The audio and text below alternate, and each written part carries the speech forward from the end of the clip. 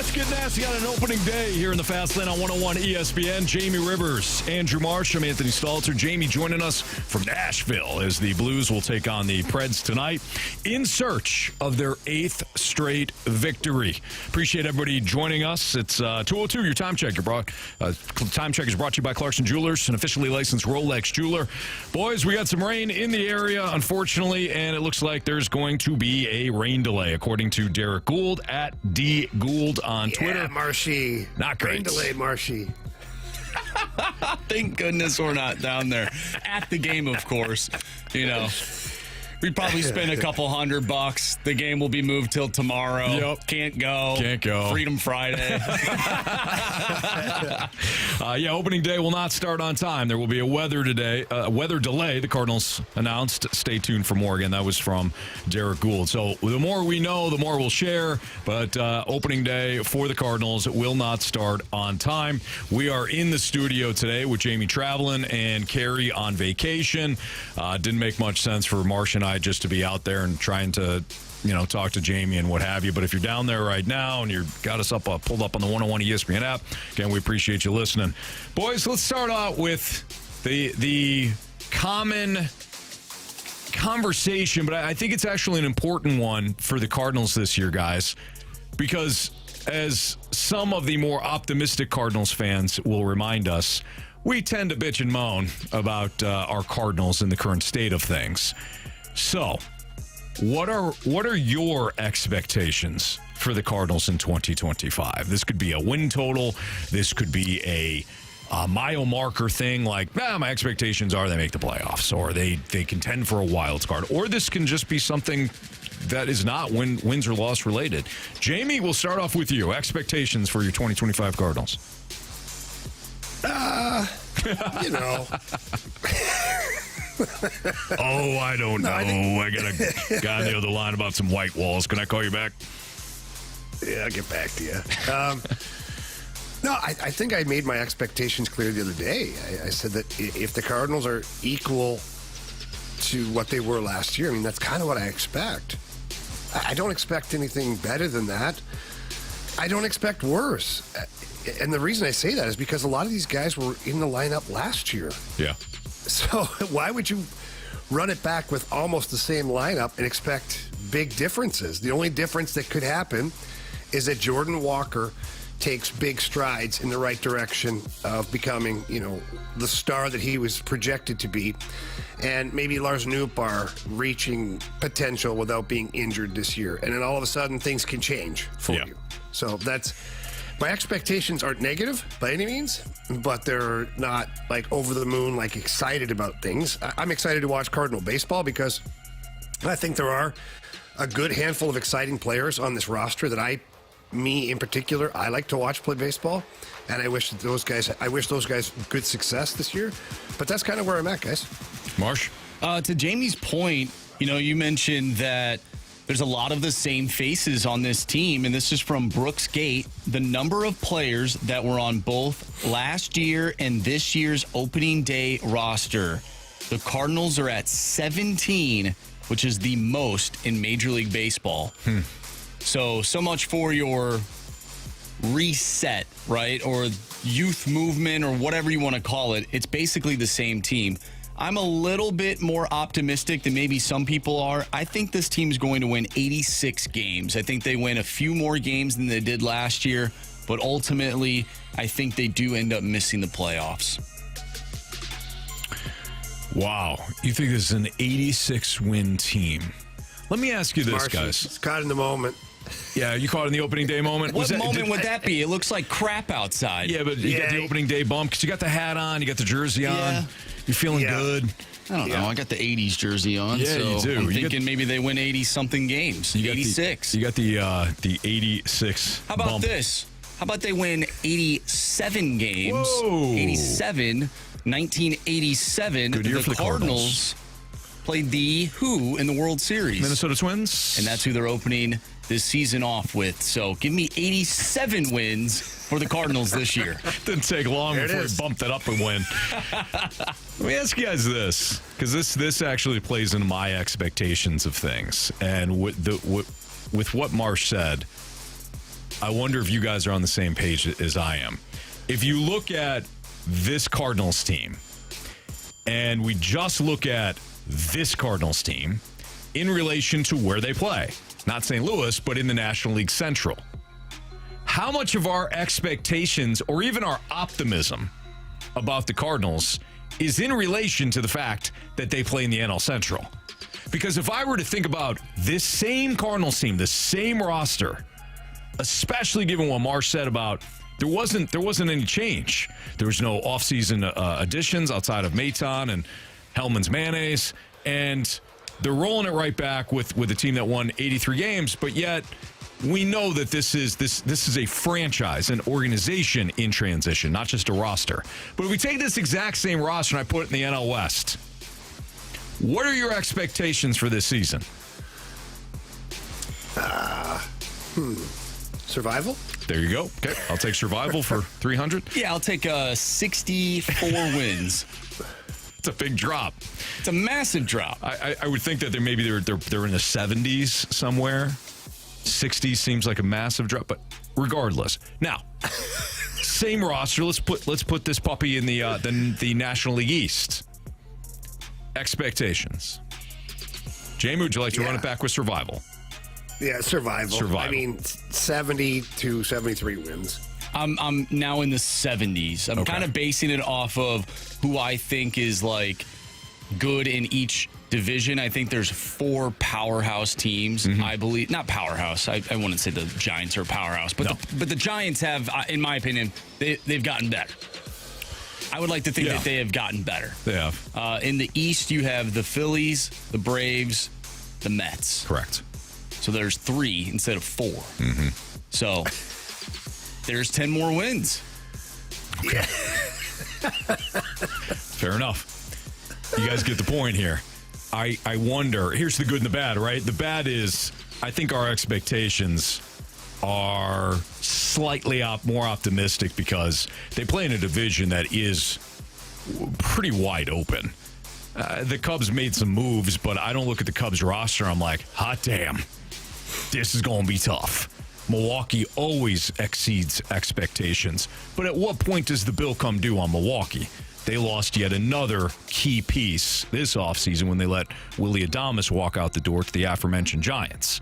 You look at the Reds, and I actually think the Reds got some sneaky appeal as a winner in this division. But why do I feel that way? Because the rest of the division is wide open. So I think that's the bad of it. I think our perspective is a little skewed, and therefore our expectations are skewed because of the NL Central. But the good news is the Cardinals aren't the Rockies or the Marlins, and therefore we can look at them and say, hey, you know what? Am I shocked if they were to win 85 games, 86? Not really, because the division's not that great. So that's kind of where I'm at when it comes to expectations in relation to the division, really. Yeah. I think they're tied, Jamie. Yeah, I hear you. And it's weird that it is the division, too. And I didn't realize that I did pretty much use that in my equation to start off with. Right. Because it is a weaker division, and you might be able to pile up a few extra wins as opposed to maybe what you did last year. So, yeah, I mean, but it is what it is, right? Like, that's the division they play in, and so you might as well maximize what you can do in that division. And who knows? The division isn't strong, so to say the Cardinals couldn't be a wild card team, I think that's be a mistake. Just because I think that almost every team in that division has a chance or the potential to be a wild card team. Almost everybody. What are your expectations for some of these players? Like, who do you think will be the standout guy for this upcoming season? Let's get into that next, because I think it's worth having the conversation about individual players as opposed to just where the wins and losses are, because the wins and losses are predicated a lot on how the division looks. So now let's get into individual expectations, which I think is a fascinating conversation too, and it also ties into where you are as an organization now and where you need to be by the end of the year. That's next on 101 ESPN.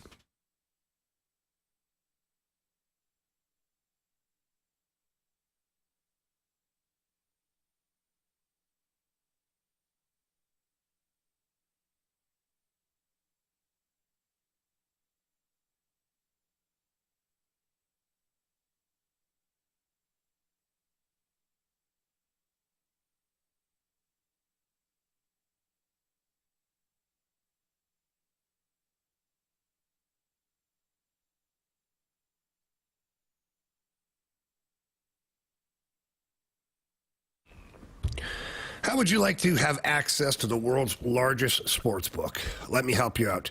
Download Circa Sports Illinois, the app. Its largest sports book, which just so happens to be in Las Vegas, Nevada. My buddy Derek Stevens created the Circa Casino in Las Vegas sports book in that casino, and now it's in the palm of your hand. It's a really great app, super user friendly, easy to download. Just go to the website or any app store, you can find it in there. They got tight money line splits. They've got great player props, the parlays, great lines on their futures bets, high betting limits as well. Really something that you can take full advantage of, and they've got the odds out of any app that's out there. Just go check it out. You can find it. Circa Sports will give the best odds overall. And tonight, if I'm making a play, I'm going in the NHL. Just lost last game. I see a bounce back. I would take the Senators at minus 135 on the money line, and I'm going to go do that over on my Circa Sports Illinois app right now. So please don't miss out on the action. Download Bet Like a Pro with your Circa Sports Illinois app today and join in on all the excitement. If you or someone you know may have a problem with gambling, call 1-800-GAMBLER or text ILGAMB to 833-234.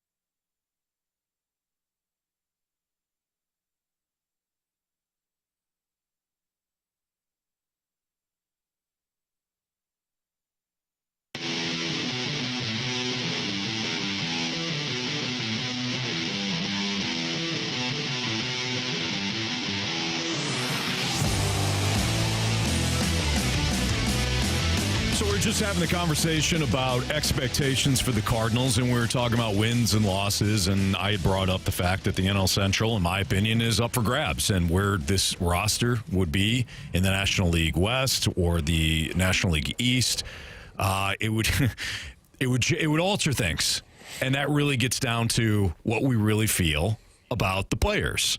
So proper expectations about the players. Here are my expectations for this entire organization this season. My expectations are you got to properly evaluate. That doesn't mean you have to be right. I mean, we hope you're right more times than not as fans, but you have to start evaluating at a faster pace, at a more rapid pace. This is something I think they have lagged on. We just need another year to see what we got. We just need another year to see what we got. Stop. You have got to figure out quickly what Nolan Gorman is, what Jordan Walker is, what some of these young pitchers might be coming up through the organization. I think my expectations, less so than a wins and losses aspect, more so from an organizational outlook standpoint, you better start figuring things out by the end of the year. Not everything, but if I compare this to the Blues, Jamie, you started to figure some things out each and every year that you didn't make the playoffs. Missing the playoffs sucks. Missing the playoffs and not figuring out why you're missing the playoffs is even worse. And that's where I think the Cardinals are. They're a little bit in the dark. They don't know where they are. I think the light came on. We got to get back to developing these players through the draft and on and on.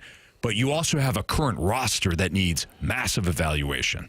So my expectations are figure some things out. Yeah, I would agree with all of that. I think that, this season, I don't know if this is the season I'm going to be evaluating. I think I'm more so going to be evaluating next year. And I know that's crazy to say that because the first pitch hasn't even been thrown out yet on this season. Mm-hmm. But I'll just go back to my thoughts of, you still have baggage on this team. You still have Nolan Arenado, and I'm not considering him to be baggage. You have players that are elder statesmen that you have not been able to move on from. How about that? Sure. We'll clean it up a little bit. Yeah, Anthony, not baggage like he's a problem, just the contract and all that. Yes, correct. Make myself clear here. Yeah. You also have Michaelis, Matz, Sonny Gray, for that matter. I know he wants to be there. Wilson Contreras. You've got some guys that are still part of that veteran crew that you're not sure who's blocking who. I don't think Contreras necessarily is blocking anybody, although one would argue that Alec Burleson at first base might look pretty good on a more regular basis. But Sonny Gray, he's your number one. I don't see a young guy coming in and dethroning him. Mm-hmm. So I don't see him blocking anybody right now. We'll see how that velo works and his arm holds up and all that stuff. But Matz and Michaelis are definitely blocking players in the rotation, bullpen, whatever, however you want to place those guys. So they're blocking guys. Nolan Arenado is clearly blocking multiple players. And not that there's multiple third basemen, but the domino effect of him being at third doesn't mean Gorman cannot play third. Newt, he's not in center field anymore because Victor Scott, whatever it is. I think that it's going to take all of this year, at least at the trade deadline, before you can start truly moving the needle towards this new transformation, this transition of a team. But while that happens, my expectations for this team are to develop the youth that they currently have on the roster, not, mess around with them and things like that. Continue to develop Mason Wynn, continue to develop Jordan Walker, Herrera, whatever young guy you like or you think has more potential that they haven't reached that spot yet. Yeah. That's what I want the Cardinals to show us that they're able to do is move the needle with those guys. With that being said, Jamie, what would you guys deem to be a successful season if the Cardinals make the playoffs, but some of the tenured guys are the ones leading that charge, or if the Cardinals miss the playoffs with some of those guys having a so-so season, but we see the younger players like the Jordan Walker, Jordan Walker, Nolan Gorman, name whoever you deem to be that guy, Ivan Herrera, if they show a ton of promise, what is more successful in your eyes? That's a really interesting question, Marsh. I am never going to minimize what winning does. I like how you phrase that, though. What if the veteran, it's because of the veteran players, some of these guys that you didn't expect, you might not expect to be around next year. What if those are the ones that are leading you? Again, I think I got to stand by the principle of it's never a bad thing to win. It's never a bad thing to make the playoffs. It's never a bad thing when maybe some of your younger players don't have good seasons, but they experience what it's like to be on a winning team. I think creating winning culture is incredibly important. Whether you're in a retool, a rebuild, or you're going for a championship, having a winning mindset has got to be one of the priorities of every organization. Now, how you get there is different, right? But you have to have the winning mentality. So I think winning, I won't minimize it. Compared to so-so seasons, but some of the younger guys go off, I would like to think that if you make the playoffs, there's contributions from everybody. But what would I rather have? I'd rather have the winning. Mm-hmm. Even if it's a one and done, even if it's a Phillies, hey, you get bounced in the first round. I think the winning is what's important because you could still evaluate that Jamie, what are your thoughts? I don't want to start speaking out both sides of my mouth. I'll stick with the wins. Yeah, no. So let's go back to Marshy's question and let's evaluate that. Sure. You know, if you're in a playoff spot or a playoff run because of your veteran guys that are on your roster, are you actually going to make a playoff run, or are you trading those guys at the deadline? Because if they're playing really well, that's leverage for trades. And teams are going to, if Arenado is back to what he once was, that's the best time to move him. Somebody might even take on the whole contract. Who knows what they do? Yeah. At that point, desperate teams make desperate moves, and maybe you can unload a player there. Maybe it's a Ryan Helsley that someone's willing to overpay for because they need a closer, or whatever it is. Steven Matz, somebody's down an arm and down the stretch and they're in a playoff run and they need a veteran guy. I think you're moving on from those guys. And then I guess what happens to your playoff push at that point? And then would fans be ticked off? Would you guys be ticked off if the Cardinals are, like, let's say, fighting for a wild card spot and then they move on from all these guys because it's the best thing they can possibly do to maximize those players? Oof. I think it would. It would I know, right? tick some people off, but if that is ultimately the best decision for this team, then I think over the long run, yes, I think you'd be fine with it. The problem is if you do get rid of them, you don't make the playoffs, and all of a sudden you don't find any production and progress, then you're like, well, what are we doing here? Like, we won't know that until we see it happen in the years to come. Right. You're in a Milwaukee Brewers situation in that spot, knowing that you're not going to re-sign Josh Hader, but you're also good enough to win the division. And you wind up trading Josh Hader, which is the right call because you weren't going to bring him back, and you got assets for him. But then your team, your clubhouse, suffered for it, and you wound up taking a massive step back, and that was when the Cardinals caught him and surpassed him. So that's tough, right? Balancing one eye on the future and one eye on the current situation. I would like to think that the decision will be easy. You know, if they're just kind of middling around 500, but some of these guys are performing really well, that you're able to deal these guys and not think twice about it. But Jamie, you bring up kind of the hell situation scenario for the front office if you're the Cardinals at that point. And if you're Mo, I guess you just say, I'm going to leave the organization better than when I came in, or better than what the season is, and you trade those guys. But that will not be an easy decision by any means. No, but it's a spot where if you're truly going to follow what you started talking about at the end of last season with this transitioning to younger players, draft develop, finding reps for young players, then you have to do it. Right. And if someone's looking to add a final piece to their World Series contender, and it's a third baseman that they need, it's Nolan Arenado. Yeah, you got to move on. You know yourself, like, they're going to move on from some young players because they're in the now. Right. When the offseason comes, everybody kind of steps back a little bit and says, okay, we don't know. It's a long season. I'm not giving up the farm right now for a player that's older. We'll wait and see how this works out. So the leverage would be in the Cardinals' favor if those guys are playing well at the trade deadline. It's going to be a fascinating season, but not fascinating like we normally expect. You know, like normally it's opening day and we're fascinated by what the Cardinals could do and if they could surprise, and they got a good roster and we know they're going to be competitive, and let's see how all this plays out. Not that type of fight. It's going to be fascinating from the standpoint of, are they going to roll the dice on the present, or, you know, continue to kind of set themselves up better for the future. All right, it's fascinating on 101 ESPN. Opening day will not start on time at Busch Stadium. Derek Gould tweeted that out about a half an hour right before we got on air. He said that the rain has caused a delay. We don't know what the official start time is going to be, but we're watching the FanDuel Sports Network pregame show, and it looks like the Clydesdales are at least on the track. So you're getting some opening day festivities. Our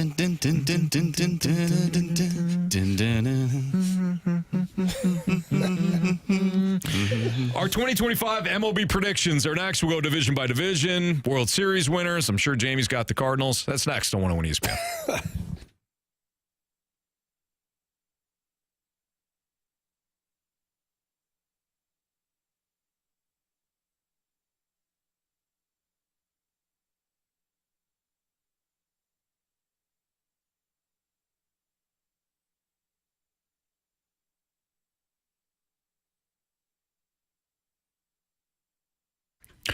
all this rain is important for, of course, our weather and our lawn and everything like that. Well, what about the weeds, though? If your lawn is looking a little shabby right now, whether, you got certain spots that look flush and green and other spots that look dead, or you've got just weeds and crabgrass all over the place, you got to call my friends at Green Envy. They've been in business in St. Louis for over a decade. Green Envy only uses products that are formulated for our Missouri soil turf type and Missouri weather. So you're seeing the rain coming down right now. Rain is great in the springtime because you get the flowers and the grass growing and everything like that. But with the rain and the warm temperatures, crabgrass starts to grow. I was looking at my lawn today, and I noticed that I don't know if it's called purple thatch, whatever that weed is. It's like kind of a purple flower. It starts to overtake my lawn. But I know that Green Envy will come out and they'll spray and they'll make sure that all of that goes away so that my lawn is healthy throughout the spring and summer months. And all I have to do is water when it doesn't rain, mow it, trim it, make it look pretty. They handle the rest. They'll seed. They'll make sure that the process of, like, if there's a certain area that the sun hits more than other spots, that they'll take care of that lawn differently, that side of my house differently than maybe the other side. I don't have to worry about that stuff. Green Envy handles it for me. They're open Monday through Friday. Their program has no hidden fees, no contract. They will make your lawn look great, and all you have to do is sit back, and after you mow it, maybe enjoy a nice man soda, and you say, hey, look at this. This looks fantastic. 636-655-3689, greenenvylawns.com.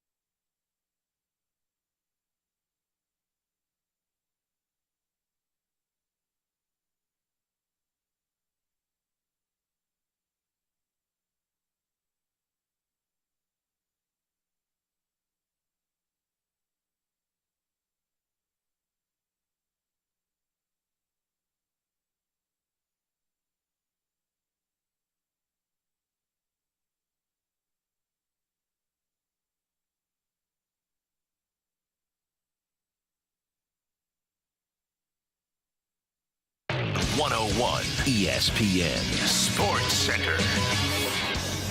I'm Andrew Marsh. It's time for a Sports Center update driven by Johnny Londoff Chevrolet and Johnny Londoff Autoplex. Happy opening day, St. Louis. You'll have to wait a little bit longer because opening day will not start on time. There is a weather delay. We'll give you updates as soon as we get them as the Cardinals take on the Minnesota Twins today. We'll talk Cardinals all day long. We'll also get into the Blues as well, as well as Chris Kerber on the show at 3:15 to talk about your red-hot St. Louis Blues. So stay tuned for that. The Blues will take on the Nashville Predators tonight. You can listen to that game right here on 101 ESPN. Pregame starts at 6. Puck drop is at 7. We are going to get into our 2025 Major League Baseball predictions. Who will win the divisions? Who will win the pennant? And who will win the World Series? That's next right here in the Fast Lane on 101 ESPN. I'm Andrew Marsh, and the Sports Center update is driven by Johnny Londoff Chevrolet and Johnny Londoff Autoplex. See them at londoff.com. Chevy, together we drive. Are you kidding me?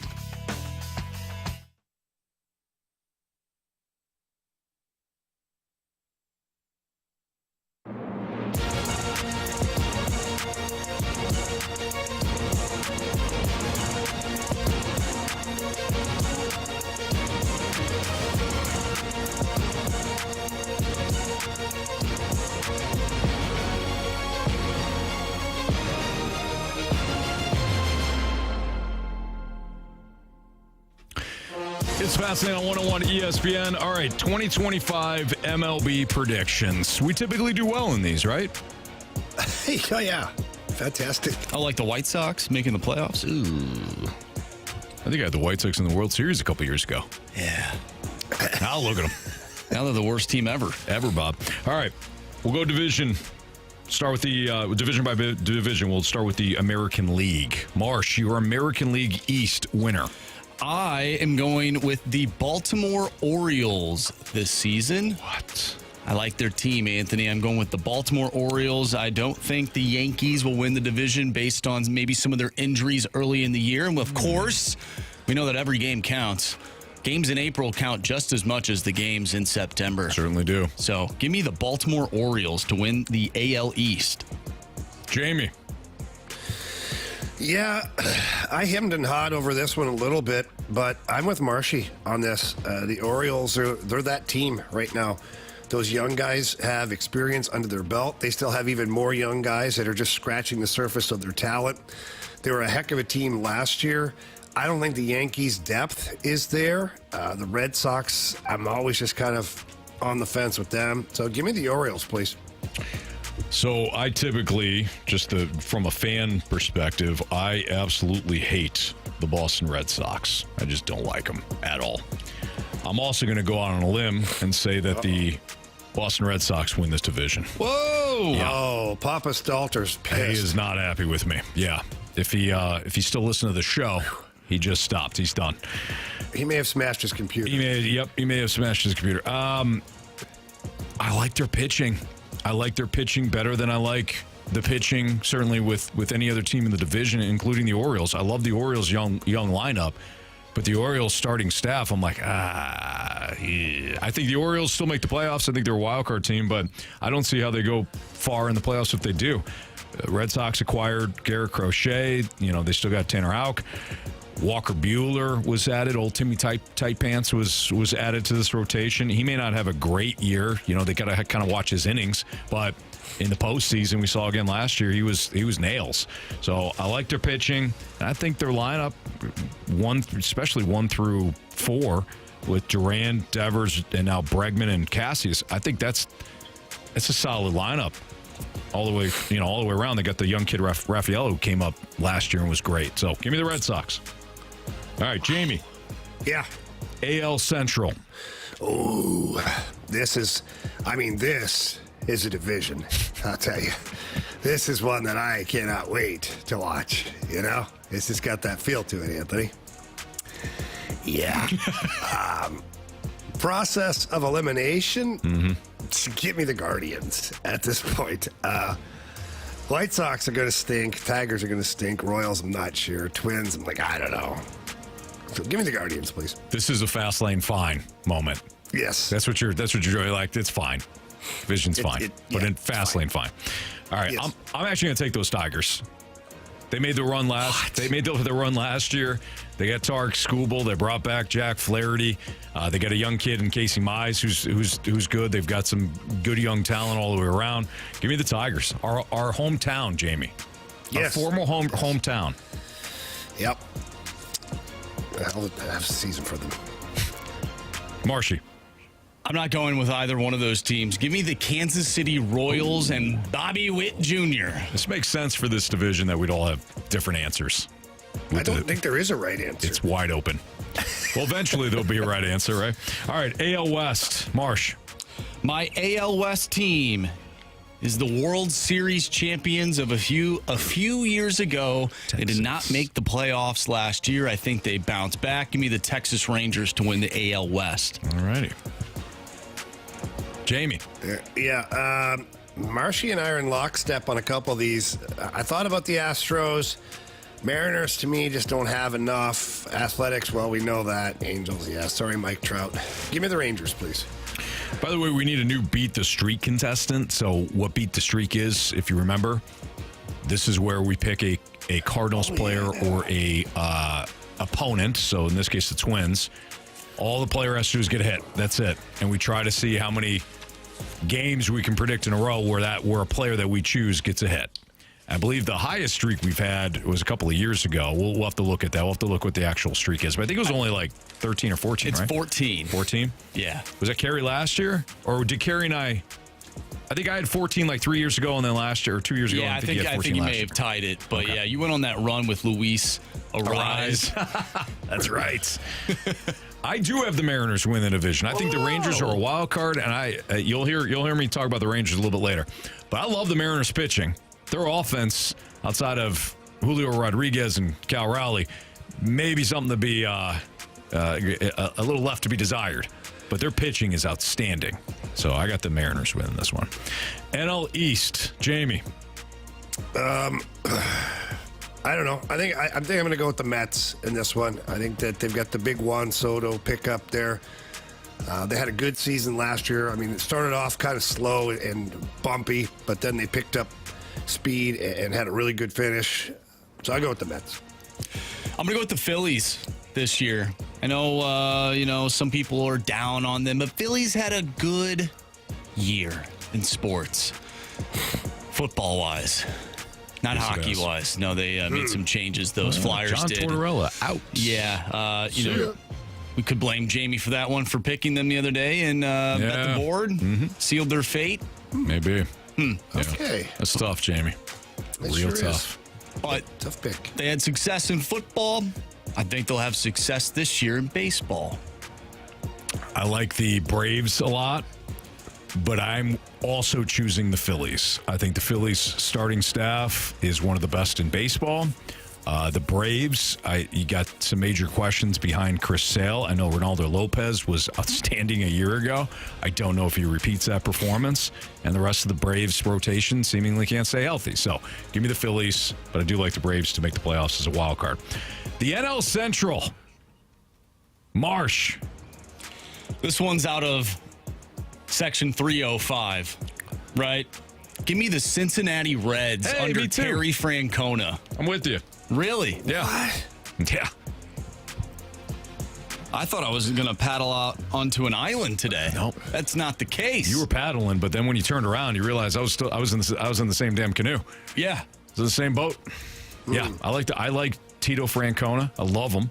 I think he's going to bring that young group together in this NL Central. I know a lot of people are like, it's the Cubs division to lose. That may be, but I kind of like the Reds' young pitching, and that lineup can mash. We saw it a year ago. Jamie. Well, I don't have the Reds, that's for sure. I hate going chalk on this one, but I mean the Cubs to me have the best team, so I'm going with the Cubs to win it. Disgusting. All right, NL West. Listen, I feel like I need a bath. Trust me. Yeah, I don't blame you on that one. All right, NL West on 3, everybody. 3, 2, 1. Dodgers. Dodgers. Yeah. Okay. Least interesting division in baseball, even though really the Diamondbacks and Padres are a good squad as well. World Series champion. Let's fast forward this. What's your World Series matchup, Andrew Marsh? Give me the Baltimore Orioles. I think they make their push. I like the young players. The Baltimore Orioles will represent the American League. And I think everybody thinks those Dodgers are going to be representing the National League. And everybody's right. Not on my watch. Whoa! Give me the Philadelphia Phillies and Bryce Harper leading the charge as they defeat the Baltimore Orioles, and the Philadelphia Phillies are your 2025 World Series champions. Going with the Philadelphia theme. I am. Okay. Jamie. Yeah, Dodgers out of the National League. I just can't help. I mean, Yeah. I hate it. It makes me feel disgusting. But I mean, if I'm predicting, I have to predict them to be in the World Series. And Stoltz, page out of your book on this one. Although I don't have them winning the division, I do believe that they'll get to the World Series, and that's the Boston Red Sox. Oh, Beantown. Okay. Yeah. I have the Rangers as a wild card team making a deep run, making the World Series, where they will fall in 4 games to the Dodgers.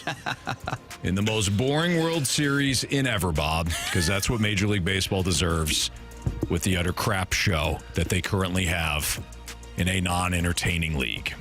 Wow. Yeah. I'm bitter, guys. Can't tell. So Jamie has the Dodgers winning. Yeah, he does. Yes. Leave it alone. And I know Carey's not here, but we'll just throw him in that same category as a Dodgers fan. He will take the Dodgers. Yeah. Yeah, no doubt. All right. It's Fastlane on 101 ESPN. Do we have a contestant?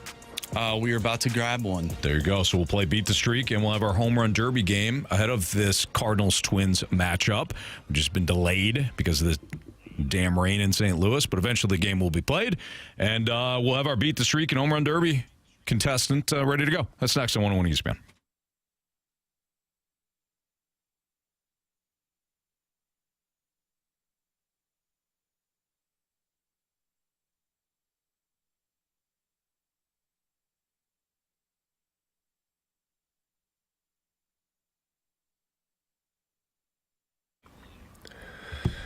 Well, that's over 2 decades of family ownership and operation. My friends over at E&B Granite, they are St. Louis's trusted name when it comes time to renovate your kitchen, renovate your bathroom, or the outdoor living space that you have.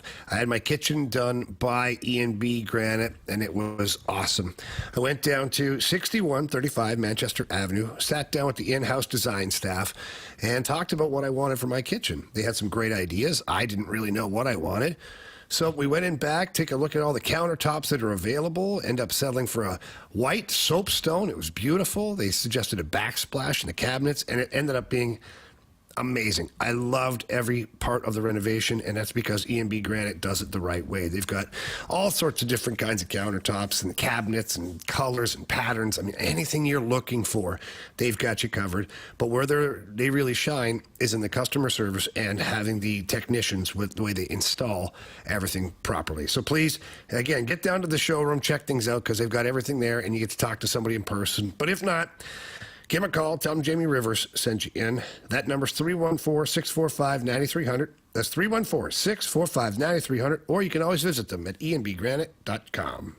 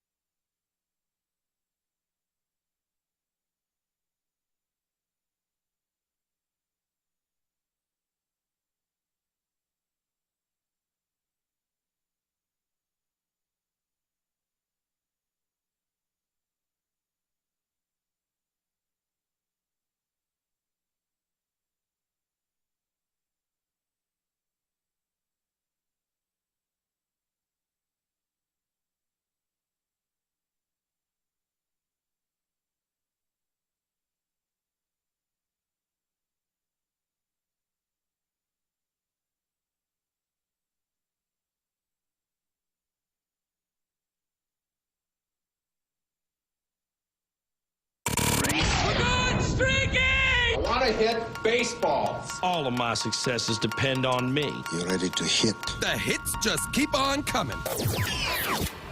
And his first big league hit is a bullet up the middle. All right, time to play Beat the Streak, our first Beat the Streak of the 2025 MLB Cardinals season. And we welcome in the first contestant to Beat the Streak, listener Tim. What's up, Tim? Hey, guys. How's it going? Happy opening day. Happy opening day to you, too, man. We appreciate it. Are you downtown? No, I'm actually not. I'm at home watching the game. Okay. All right. Well, Whenever it starts. At least you're dry. So that's good. Yep. Tim, this is how it's going to work, and I believe you're going to have the first pick because you're the listener. So, hey, we got to make sure that you have the first pick. You're going to choose one of the players in the Cardinals or Twins lineup to get a hit. That's all they have to do. Just get a hit. If they do, you'll be back the next time the Cardinals play, which I believe will be on Monday for our purposes. Does that sound good? Yep, sounds great. All right, so Tim, would you like me to read the lineups to you, or are you good? I'm good. I already know what player I want to choose. Who would you like? I want Brendan Donovan. No! Oh, wow, okay. That's who I wanted. Wow. Sounds like Could hardly it's tell. still Marshy's pick there. Holy smokes. Okay, so Well, I guess I got my revenge then. did you? Oh, did Marsh beat you? Yeah, the last while back I played against him on the Gauntlet, and he beat me soundly. So I guess, well, there's my revenge. Wow. Okay. Well, that makes sense. You sound like a terrific Sound person. like a nice person, Marshall. Typically, Yeah, only, we saw as of late, maybe that's not the case anymore. Typically only beats good human beings. All right, Marsh, would you like to go next? Do you need a moment? No, I'll go. I had someone as backup. Okay. And it only makes sense. I've been talking this guy up for almost a year now. Give me the guy who likes to chug beers at the Enterprise Center. The upcoming St. Louis Star, Alec Burleson. All right. All right. Jamie. Yeah, I'll go with Wilson Contreras, please. Contreras. The bulked up Wilson Contreras. All right. Allow me to be the first one to take a twin. I had a feeling. Yeah. I knew it. Figured. Why don't I take Byron Buxton, please? Give me Buxton from the Minnesota Twins. Now, Interesting. do we want to go with, we got to give CD somebody, right? Oh, yeah. Do we give him Herrera? He loves Mason Wynn. He does love Mason Wynn. Give him Victor Scott III. Give him Victor Scott III. Are we okay with this, guys? Yeah, that's fine. All right, Victor Scott. There we go. Victor Scott, I believe it's the second, will get CD on the board if he gets a hit. All right, Tim, thanks for playing. I'm glad you got your revenge on Marsh. Nice job. Thank you, guys. Have a great day. All right, you too. Thanks, Tim. Thanks, Tim. We'll see you. All right, bye. All right, there you have it. So Tim took Brendan Donovan. He also gave CD Victor Scott. Marsh, you took Burleson. Yes. And I took Buxton from the Twins. Jamie got Contreras. So there you go. Now, time for the Home Run Derby. Back. Stay fair! Go foul! I don't believe what I just saw. Home run. Andy from the Snake Pit goes, whoa. There's a third Victor Scott that we don't know about? No, it was Victor Scott the second, but we knew what he meant. All right, Home Run Derby time. Now, do we go over the point structure? I feel like we were way more prepared What did we last have year. last year? Last year's structure still applies, I believe. Yeah, I think so, right? Yeah. Got the same point structure as last I year. forget who's in what category. Yeah. We'll figure it out. That sounds like us with the fast lane, barely prepared, winging it. I love it. Marsh, who do you got? I think it's only fitting that I go with the guy that I had a vision about last year on this. Adam Wainwright? Not this day. Maybe it wasn't the same day, but on opening day of last season, I picked Ivan Herrera to hit a home run. Give me Ivan Herrera. Marshy had a vision. All right, Jamie. Yeah. I'm going to double down. Wilson Contreras, please. Yeah, I don't blame you. I'm also going to double down. Give me Buxton, guys. No. No, you can't do that. What? What do you mean? Got to be a Cardinal, Antoine. Okay. Give me Nolan Arenado. Oh, wow. That would be nice. That didn't sound believable at all. No. No, I'm going to stick with that. I'm going to stick with the way I said it. It's funny that you picked him and then said it that way. Yeah, I didn't. Okay. I just didn't feel great. Yeah, you just don't believe it. I felt better about Buxton. I can't imagine why. All right, CD will take Victor Scott II. No, let's give him. What do you mean? Okay, let's give him Victor Scott. We know he's going to hit a home run now. He's probably worth 3 points. Yeah, he's definitely worth 3 points. Just like Alexander Texier scored the other day when Carey picked him. Yeah, he's had a vision, CD. Unbelievable. It's been remarkable.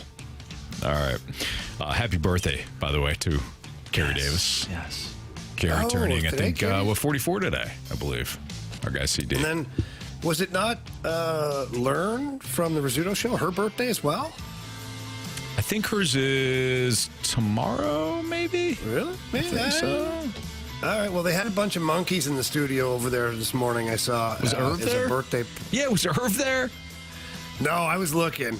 There's a couple of Irv lookalikes, but There's only one Irv. If they had Irv, I'd be like, okay, my homeboy's come to find me. Yeah. Yeah.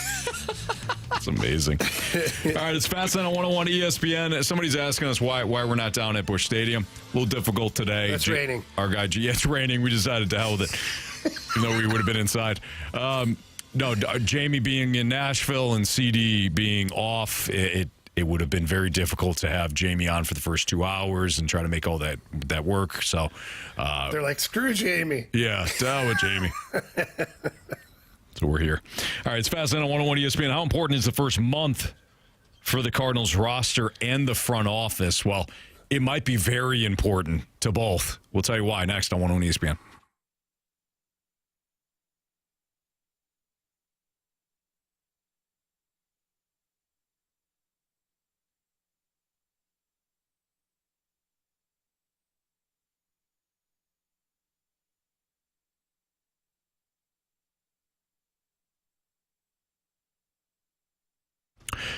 I love Auto Centers Nissan Herculaneum. I'm driving a new Pathfinder from Auto Centers Nissan that we got that was given from Auto Centers. But we also in the Stalter household, my wife's driving a pre-owned Pathfinder that we got from Auto Centers Nissan, and the process was easy and it was fun. That's what it should be. The car buying process should be fun. And we went online first because they have over 800 new and used vehicles all in one location. So Kristen and I went on to AutoCentersNissan.com first. We picked out a couple of different vehicles that we're looking at under the price points that we're looking at. And then we went down to Herculaneum, and our guy Jerry pulled the vehicles for us so we could test drive, and we just fell in love with the Pathfinder. And we love the mileage. We love the fact that the pricing was right. And they've got financing for everyone. Everyone that walks through the door at Auto Centers Nissan Herculaneum can drive away with a brand new Nissan or a pre-owned vehicle and not have to worry about whether or not they're stuck in a current loan or maybe your credit situation isn't great. At Auto Centers Nissan Herculaneum, they also have that 30-day return promise within 30 days. If you want to bring the vehicle back for any reason, you'll get a refund and set you up with something else that maybe you were looking at before. Maybe you had some buyer's remorse, whatever the reason is, that 30-day return promise gives you a little peace of mind. On new Nissans, you also get a complimentary lifetime warranty and not only that 30-day return promise, but that peace of mind that comes with not worrying about whether or not you've got that buyer's remorse with it. So Auto Centers Nissan Herculaneum, they're down in Herculaneum, as I just mentioned, I-55 in McNutt. AutoCentersNissan.com is where you can find them online. It's Auto Centers Nissan.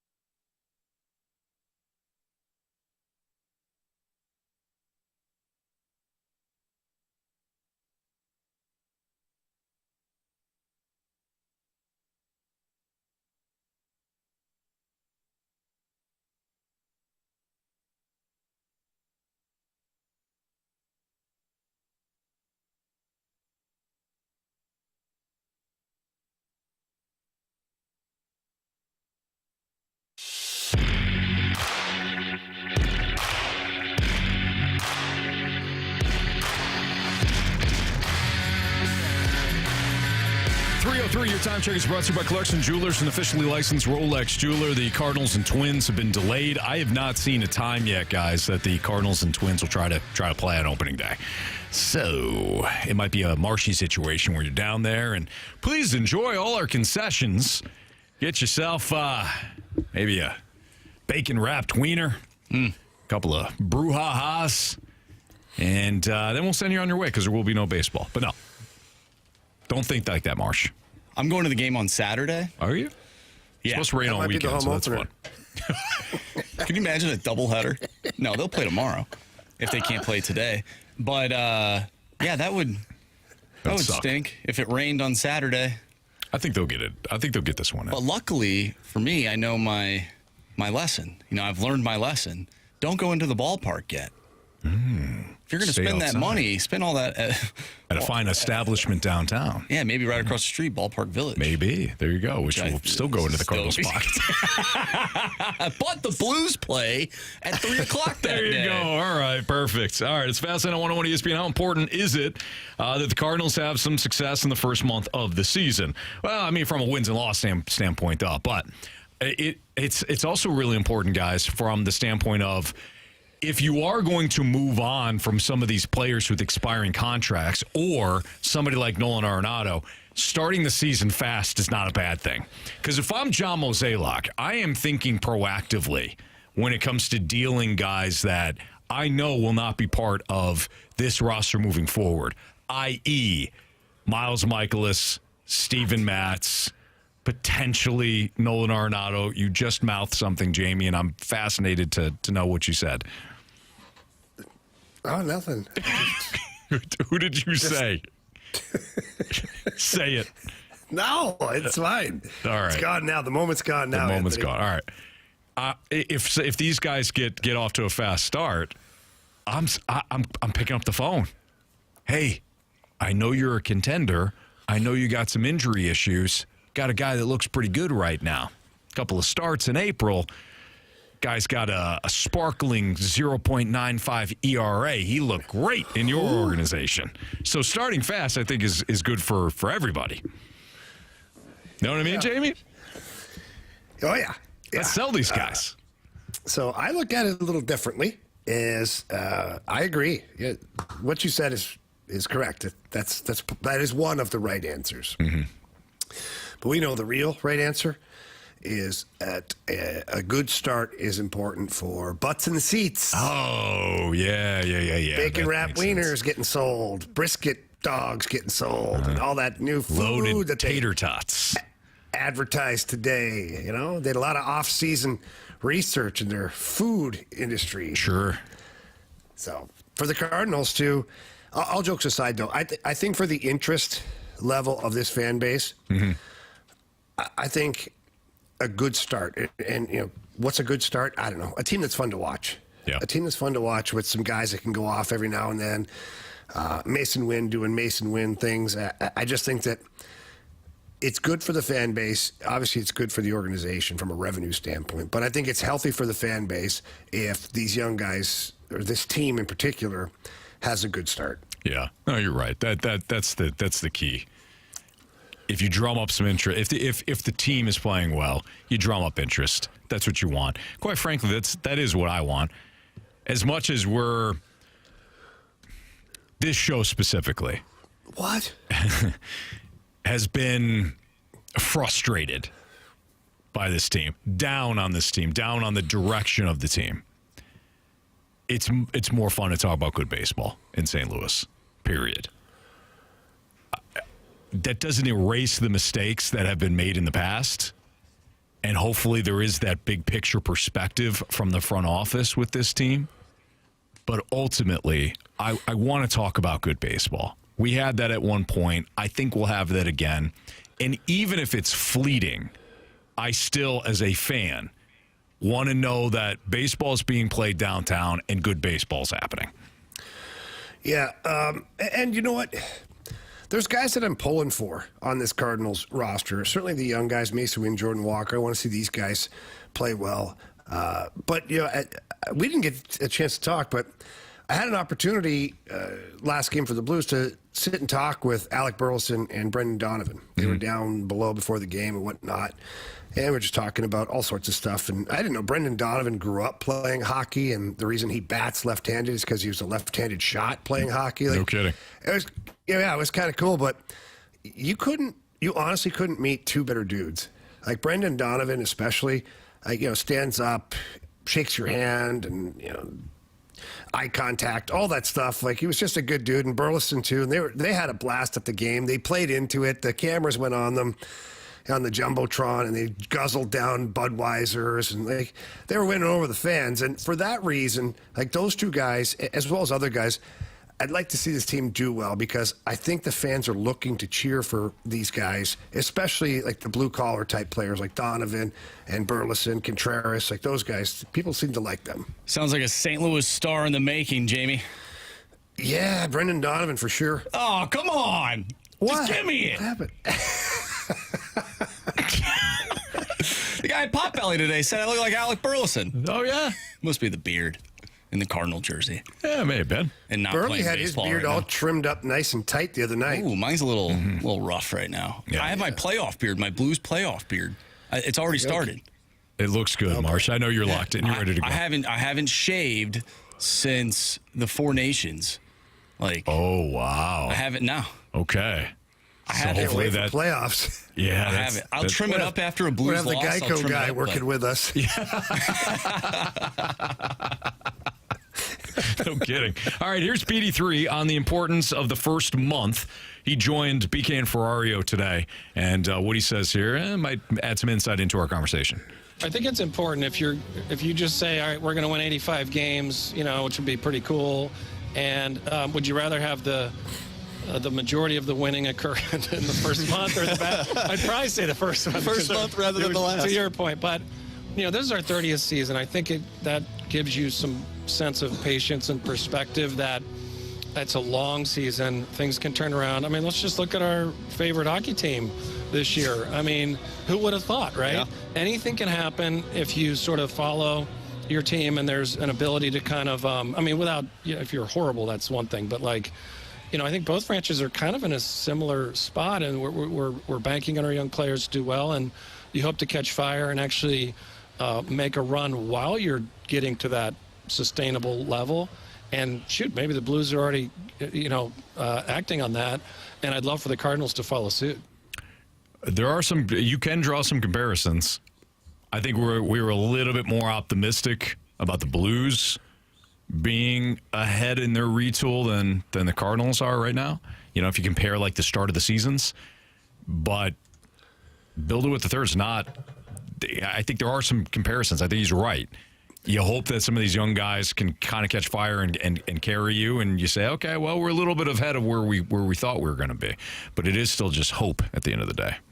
Yeah, I look at the Blues last year, the roster that they had, and I compare that to this year's Cardinals team, because the Blues had some guys trying to patch some holes a little bit, some veteran players that were still kind of around. The young guys hadn't really taken those steps yet, much like Walker, Gorman, even Mason Wynn to a certain level hasn't taken that step yet. Herrera still has steps to make.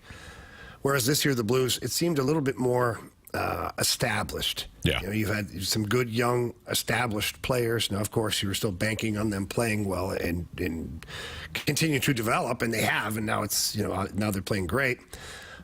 But yeah, he's not wrong. I mean, if things, we've talked about this, if these players play to their potential, what we think their potential is what we think their ceiling is, then this could be a wild card team for the Cardinals. If they don't play to potential, then you're probably in the murky middle like you were last year. Yeah.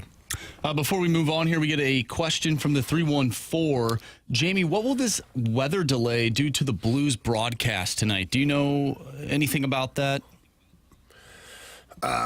One, I try to stay in my lane. Two, The fast lane. The fast lane, baby. At this point, I would imagine they've got the FanDuel Sports Extra or something like that, and I don't know. Marshy, I don't know. It's above my pay grade, okay? Working all up the right. food chain. My God. Jamie, just start saying stuff, and when it's wrong, we'll just say, because then it's I get in Jamie's fault." trouble. Did you not listen to our meeting the other day? The FCC meeting, the one that you tried to take over. That's the one you took over. Jamie. Oops, somebody took over the meeting. So I'm sorry, can everybody still see my slides? Somebody took control of my meeting. Anthony's been doing this thing where, like, he'll say something kind of off the wall, and then, like, 2 hours later, he'll say that you said it, like either you, Jamie, or I said it, and then just hope that everyone thought that we said it and not him, and they just forgot about it. Yeah, he's playing the odds. He's playing the odds. I'm going to say the dumbest thing ever, and then I can play this off because Jamie says some dumb stuff, and Marshy sometimes does too. That's so correct. I'll just act like they did it. Nobody knows. Yeah. Like Marsh the other day. It's a scumbag move. Well, Marsh the other day was talking about our Gauntlet winner and how nice he was, but he beat Marsh. Like, nice guys don't beat Marsh. So Marsh was like, I wonder who this guy has chained up into his basement, you know? Because he's got to be a bad guy. And I thought that was so off the wall and off the cuff. I never said that. That's interesting.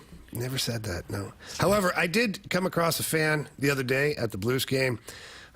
Coming off the bench after warm-up and whatnot, and this guy yells, "Hey, Jamie!" I'm like, oh, my gosh. "Hey, how are you?" "I listen to the Fast Lane every day. I beat Marshy in the Gauntlet." And I turn to the people beside him. I go, "Yeah, known scumbag right here. Be careful, folks." And they didn't get it, but he did. He did. Yeah. What's wrong with them? All right, it's Fastlane on 101 ESPN. Chris Kerber will join us next. Talk a little Blues hockey as they prepare for the Nashville Predators tonight. Again, Kerb's next.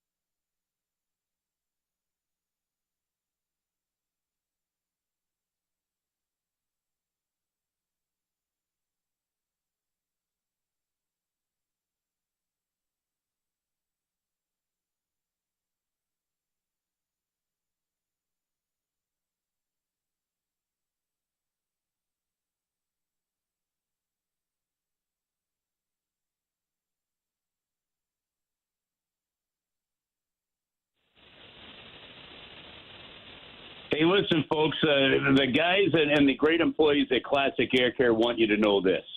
When you call them up to take care of your air conditioning unit as we head into the spring and the summer, They are promising they're going to take care of you. You're going to love the service. You have any questions, they're going to answer it. You're going to know exactly what's going on.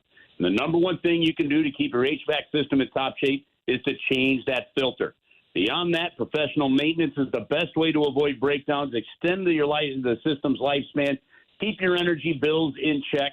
So during an AC maintenance visit, the great folks at Classic Air Care, well, among other things, they're going to clean and test the air conditioner's operating pressures for the proper refrigerant level.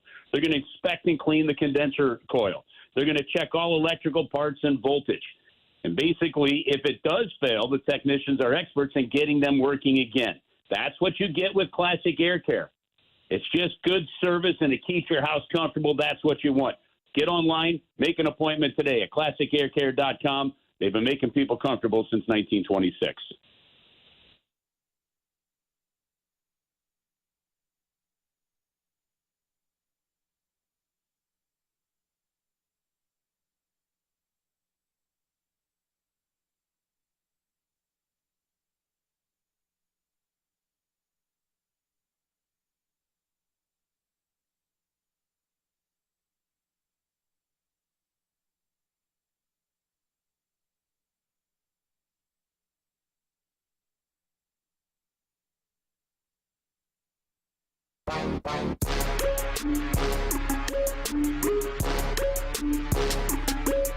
Tonight, the Blues will take on the Nashville Predators. 6 o'clock is our pregame show on 101 ESPN. 7 o'clock, we'll have the puck drop from Nashville, and that will be on the Blues Radio Network. And on the call, of course, will be our guy, Chris Kerber, who joins us via the Callier and Thompson phone line.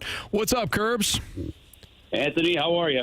We're doing great, especially with the way the Blues have played. These guys are absolutely locked in. They're hunting 8 straight wins, have outscored the Preds, this opponent tonight, 15-6 this season, led by Robert Thomas, who has 6 points and a 6+ rating in the season series.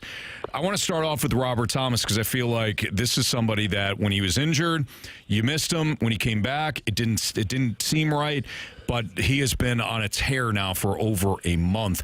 What does it mean to have Robert Thomas playing at his full potential for the Blues? Honestly, I think it means everything for the St. Louis Blues. I think I'd encourage fans to go back just a couple short years, and you know the impact that Ryan O'Reilly had on every single game. That number one centerman is typically receiving some of the most ice time of anybody. They're the ones taking all the important faceoffs, the defensive zone draws late in the period, late in the game, the power play faceoffs that make a difference. You look at that, and when they can play defensively and are as committed to making sure that you are hounding the puck the way that Robert Thomas is, you really become the head of the snake for this team. So I think Robert Thomas has continued to grow in this role over the last couple of years. I think that injury clearly slowed him down for a little bit. The rest was good during the break, and my goodness, he has been fantastic. So I don't think it's overstating it to say that I think, honestly, if he's not playing this way, you're not on this kind of a run. Kerbs, there's a lot of really good play happening right now from the Blues and several good players. We just talked about Robert Thomas kind of leading the charge. We could talk about Jordan Carey. We could talk about Dylan Holloway. Like, so many people contributing right now. But I want to go back to Zack Bolduc. He's been really, really, really solid since the break, really since Jim Montgomery's taken over. But you've just seen him really ascending here in the last little while. Nice getting him opportunity on the first line. When you're looking at Zack Bolduc, what are some of the biggest things that you see in his game now that maybe we didn't see at the start of the year or even last year for that matter? You know what, Jamie? I think it's just what you're seeing is natural progression. You know that Bolduc had the offensive ability. That's what has him as a first-round draft pick, right? That 80, 90 points in his last season in junior hockey. What you're seeing, though, is he's paid enough attention to where to be on the ice, be in the right spots, how to defend. If you're the high forward, where do you need to go? And those things that as a full rookie in the NHL this year, that he's continuing to learn that maybe in the first 40 games, he's thinking a lot, right? The puck goes there, I got to go here. Once you do that enough, it starts to become more second nature. Well, what happens with that? Then that natural offensive ability comes out because you're thinking a lot less. And because of the style of play of the Blues, because of the style of play that Jim Montgomery wants, and then, frankly, the elevated play of everybody around him as well, that defensive responsibility is leading to offensive chances where that natural skill that we know he has. And I think he may have the best shot on the team, to be honest with you, in terms of how quickly he can get it off, the speed and the sharpness of it. He's got to improve, I think, still on some of the accuracy part. But I'm telling you, and he gets those goal scorer bounces too, which matters. But I think, honestly, Jamie, it's as much about him getting more comfortable on the defensive side of the puck. And maybe we overstate defensive side of the puck. On the other responsibilities that you have away from the puck, no matter the zone, he's getting more comfortable on that. And I think that's leading to more offense, and you notice it more. Yeah, I agree. The other part that I think has been very noticeable has been the physicality that he's been able to bring. I mean, he hits as hard as anybody does out there. And, Kerbs, there was a moment last game against this Preds team where Robert Thomas got clipped, kind of looked like the opponent stuck their knee out. And Zack Bolduc went over and I call it served justice. And in that moment, I thought it was great. I don't know, some people don't like that kind of thing. I really don't care. I thought it was great the way he stood up for his teammates. But with that physicality that he's added, that moment against Blankenburg where he takes the double cross-checking, the major penalty, do you think there's any retribution tonight? Could this get ugly at all? I think tonight's game could get really ugly. I actually really do. And it's been so long since I've said that, I'm actually giddy. God, I've missed this kind of hockey where you anticipate it might get nasty, right? Listen, I'm going to tell you a quick story on Zack Bolduc. You go back to his last couple of years of junior, where you remember these young guys will come into training camp. And one of the things that we were told by Tim Taylor at the time was his game is too much on the outside, right? And there was a chance that maybe he makes the Blues a couple of years ago. What do you do with a young guy? Does he show you enough? Maybe like a David Perron did or something. Well, it didn't happen. He had a bad camp, right? But he continued to work on it. Tim Taylor would go watch him play. They talked to Patrick Waugh. They constantly told him about this. And I think one of the exciting things you really have this sense with Zack Bolduc, guys, is don't look at his offensive numbers right now. Just look at how coachable he's been. This is something they talked about. So last year when he turns pro and he plays that the first half of the season, the offense isn't there. Like, uh-oh, what's going on? But every time you talk to Drew Bannister and the coaches down there, they're like, no, he's playing well. He's doing exactly what we asked him to do. And then the offense started to come in the second half. Same thing has happened here. The one thing that he's been able to start doing is he's starting to realize with his size, eventually you take enough hits from guys, and the game is not as physical as it used to be. You start to realize, I can live through this. I can survive this. Oh, wait a minute. I can dish it out. And go back to that first game in October in Montreal. Remember when he put Jack Guy right on his butt? And then I talked to him afterwards. He goes, yeah, that was kind of fun. Well, he's also seeing the rest of the team play a certain way. When I talked to him about the cross-check that he put on to Blankenburg, he said, well, you got to do that, right? He goes, I know the replay wasn't as good, but he goes, live, it looked bad, and that's our best player. You can't do that, so you just take it, and you got to go do that stuff. And so that he's just absorbing everything like a sponge. So for a player that wasn't known for his physicality or playing on the inside in junior hockey, look at where he is in a short 2.5 years, almost 3 years now. And you've got to get really excited because there is a 30-goal scorer in his game easily, I believe. I think you're going to see a trajectory where you're going to see 60 to 70 points. And I'm going to tell you something. Jamie, here's something. Sorry, there's a little bit long-winded answer here, but I'm going to tell you something that's changed too. There's a lot of excitement, and there should be, about, say, Jimmy Snuggerud, right? Well, Jimmy Snuggerud is playing UMass tonight. Minnesota's playing UMass tonight. If UMass wins, Jimmy Snuggerud could be turning pro as soon as the next 2 days. And then if not, their tournament goes on. And, hopefully, honestly, we see Minnesota and St. Louis in the Frozen Four. But, guys, if Jimmy Snuggerud turns pro last year, think about this. And, Jamie, you could probably walk some people through this because I don't think this is just college kids, right? You turned pro last year. Coming into this season, there's a different kind of opportunity available for you, right? You turn pro now. And there's a Dylan Holloway that's got 60 points. There's the continued growth and playing like a beast of Zack Bolduc. It's harder to make the top 6 coming in after this year than it was last year. That changes perspectives on things. So to me, I think the future's so bright, but I'm going to be fascinated to see how things work when they bring in the other number 81. Curbs, one of the things that we've been talking about this week is the Blues team speed. And we know that hockey is one of the more difficult sports to broadcast. What level of an uptick in speed have you seen from this team from a broadcasting standpoint? Oh, I didn't even close. I mean, well, there's two things, guys. There's team speed, which is just faster skaters, okay? And all throughout the forward lineup, the Blues are just faster. And you see that, and that's key. When Doug Armstrong talked about this retool era, the one thing they did talk about is we're going to have to become faster. So they did. But the other thing is when you get back to playing responsibly, and the guys are having fun, and they're playing predictably in the right lanes, making the right plays.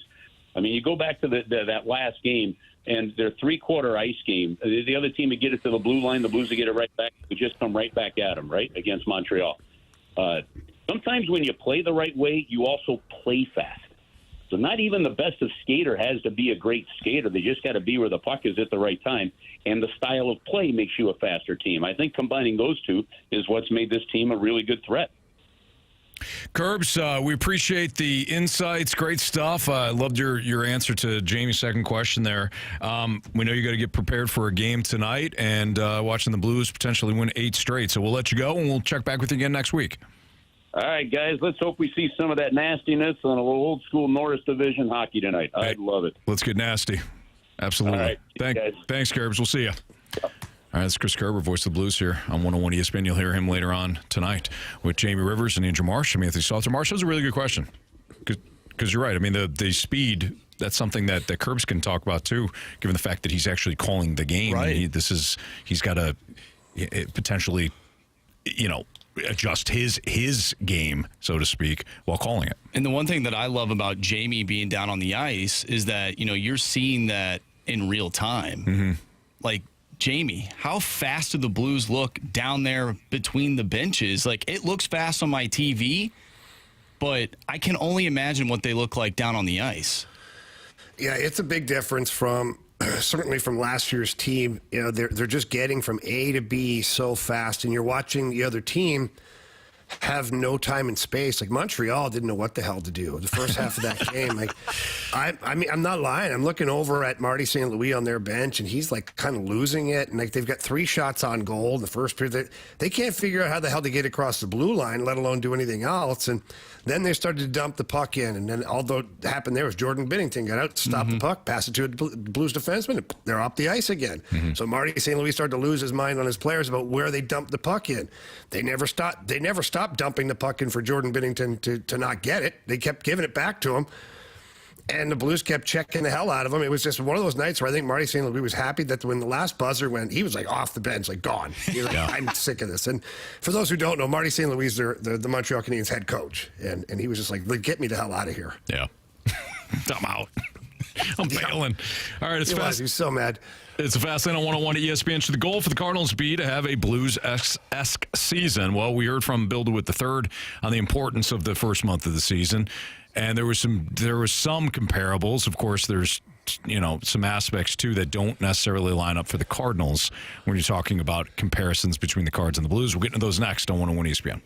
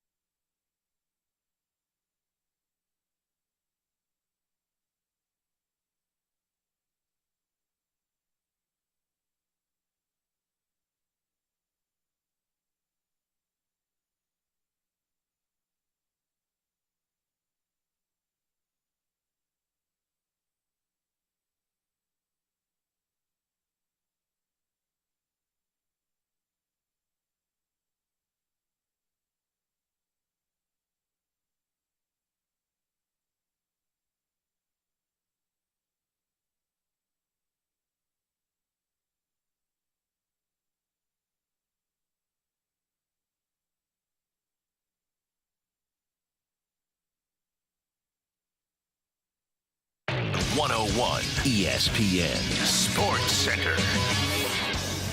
I'm Andrew Marsh. It's time for a Sports Center update brought to you by Saliga Heating and Cooling. Today is opening day, and we have some updated news for you. Katie Wu, as of 3 minutes ago, weather permitting, the St. Louis Cardinals game will start at 4:45 Central Time. Cardinals say they are still planning full opening day ceremonies before then. We're going to dive more into your Cardinals throughout the remainder of the show, but we're also going to dive into the Blues as well. We'll have Alex Ferrario joining the show before pregame as the Blues take on the Nashville Predators tonight. Pregame starts at 6. Puck drop is at 7. Coming up next, we have, should the goal for the Cardinals to have a Blues-esque season as the Blues go for 8 wins in a row tonight. I'm Andrew Marsh, and the Sports Center update is brought to you by Saliga Heating and Cooling, an independent American Standard heating and air conditioning dealer.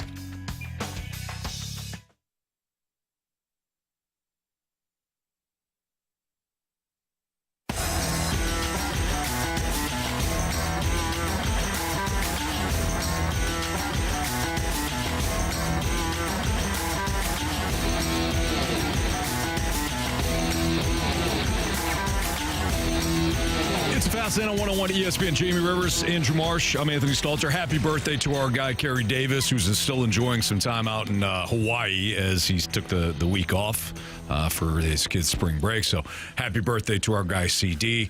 I'm sure he's absolutely ham-sauced out in Hawaii right now. Yeah. And probably not surfing, Anthony. No, probably not. You did that the other day.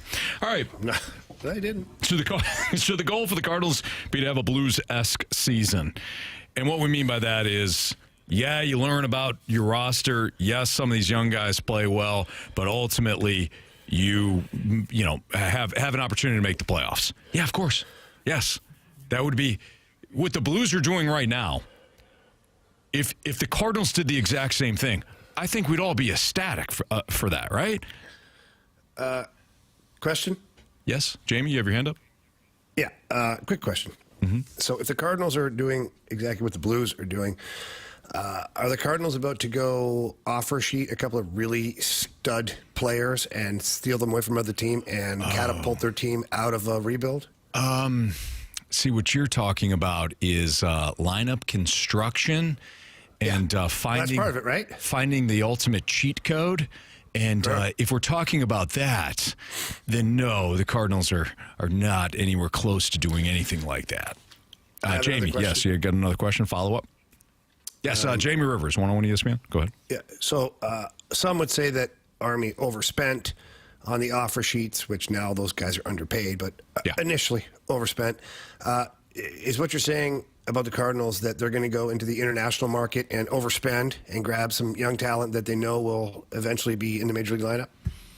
Well, Jamie, from 101 ESPN, that'd be nice. I don't think that's the game plan, no. I think the game plan for the Cardinals is to continue to look for diamonds in the rough, whether it's the international market, the MLB draft, or free agency. If that's what the Cardinal way and model has been over the last couple of months, and if it continues that way. Okay, no more a couple of questions. years, I should say. Yeah. Okay. No further questions, Your Honor. Yeah, the goal should be to have a Blues-esque season, but Jamie, to your point, and somebody in the Snake Pit, I think it was Ryan in the Snake Pit, brought this up too. Who are the Cardinals, Broberg, and Holloway? Doug Armstrong found that he had the cheat code here.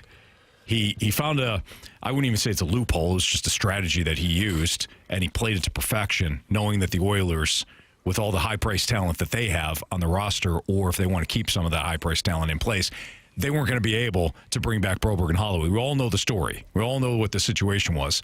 And Doug Armstrong played Edmonton like a fiddle. There is no Broberg and Holloway in comparison to what the Cardinals are doing. The best that we can come up with is that the young guys on the roster, Walker, Scott, and Wynn specifically, continue to take steps in their developments. But other than that, there is no outside help right now in the Cardinals that's going to come in and fast-track this thing. Okay. Yeah. Bishing about sports says, I have a question, Anthony. Will the Cardinals fire Ollie if they have a slow start? I doubt it. I doubt it. Yeah. I think Ollie sees the whole season here. Yeah, I agree. I don't think there's going to be any sort of, hey, let's pull the plug here on Ollie like they did with Drew Bannister. You got to remember, too, that one of the reasons why they fired Drew Bannister, in fact, the reason they fired Drew Bannister, is because Jim Montgomery became available. I don't know what the equivalent is to Jim Montgomery in Major League Baseball. Like, Bruce Bochy's not going to get fired by the Rangers. What other manager? I don't even think that's a comparable, Anthony. Because, what is the comparable? Because Monty's more of a, I don't want to say young, but younger coach that's got an amazing track record. So I don't know what the comparable would be right now. Bruce Bochy is like the elder statesman, be like the Ken Hitchcock almost of Major League Baseball. So, yeah, the Blues needed to make the decision that they made, and they stand by it, and they were very honest about it, and look what's happened. Mm-hmm. Would this have happened to Drew Bannister? I mean, I don't know. It's all undetermined, but I certainly believe that Jim Montgomery had a massive part in what is going on right now with this team and a massive part in the development of the young guys. But back to the question from the snake pit, or the comment from the snake pit, it's, what are you going to do? Like, if Ollie's failing, let's say the team's losing, and you want to blame Ollie, is it really Ollie? Because if the team is losing and he's making egregious mistakes that you're just like, oh my God, that's terrible, then okay, I see it.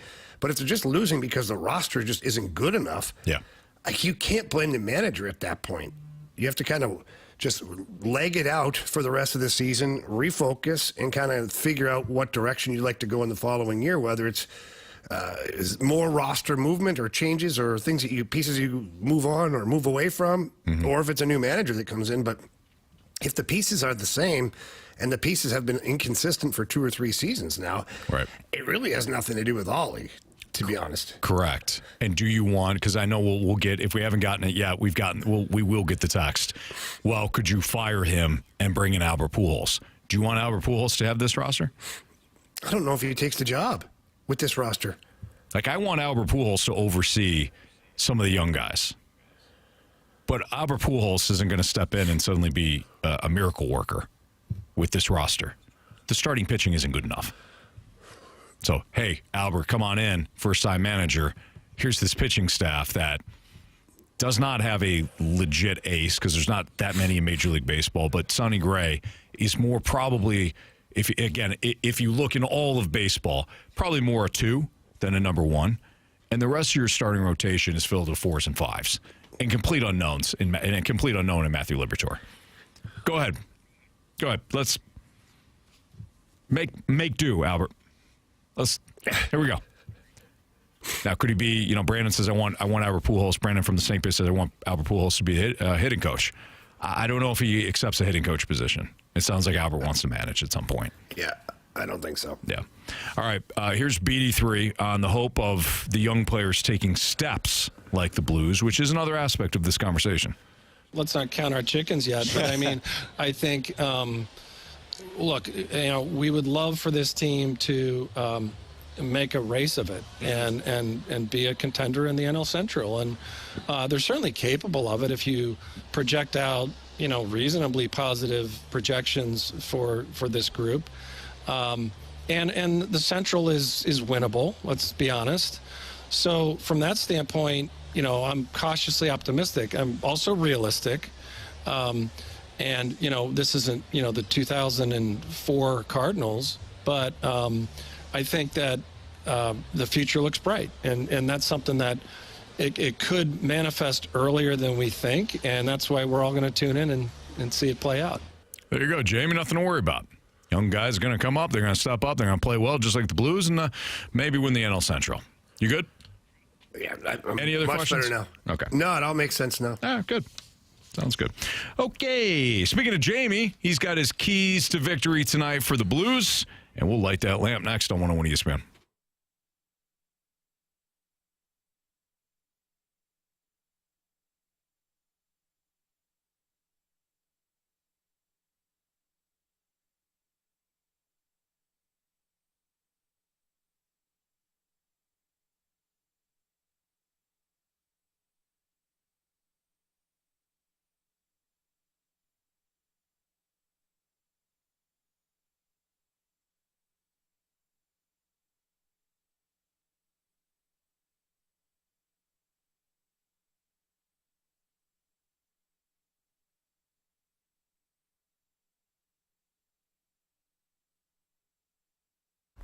After nearly 45 years in business, you can count on Pure Performance to be your one-stop shop when it comes to all aftermarket modifications. All you have to do is check out their 25,000 square foot facility. It's the largest showroom in the area where you can find anything and everything you might need to enhance your vehicle, whether that's running boards, Nerf bars, light kits, leveling kits, the oversized tires, the off-road tires, you name it. Pure Performance has it for any of your vehicles, SUV, pickup truck, Jeep, Bronco, car, minivan. They have everything that you're looking for. They also have every kind of tire and wheel that you need. So no matter what the vehicle is, they've got you covered. And one step further, Pure Performance now carries tires for your ATV, UTV, and your golf carts. So they truly are your one-stop shop for all those toys that you're looking to use. So please stop by the showroom. Again, when you walk in, ask for Shelby or Paul. They're awesome people. They're going to ask you what you're looking to do, ask you your budget, and then they're going to maximize that budget. Technicians are going to do an amazing job on your vehicle. And don't forget that it's a full-service garage. So anything that you need while you're in there, Pure Performance can handle that for you as well. So please stop by, say hello, check out everything, or stop by online at pureperformance.com. That's pure, P-U-R, performance.com.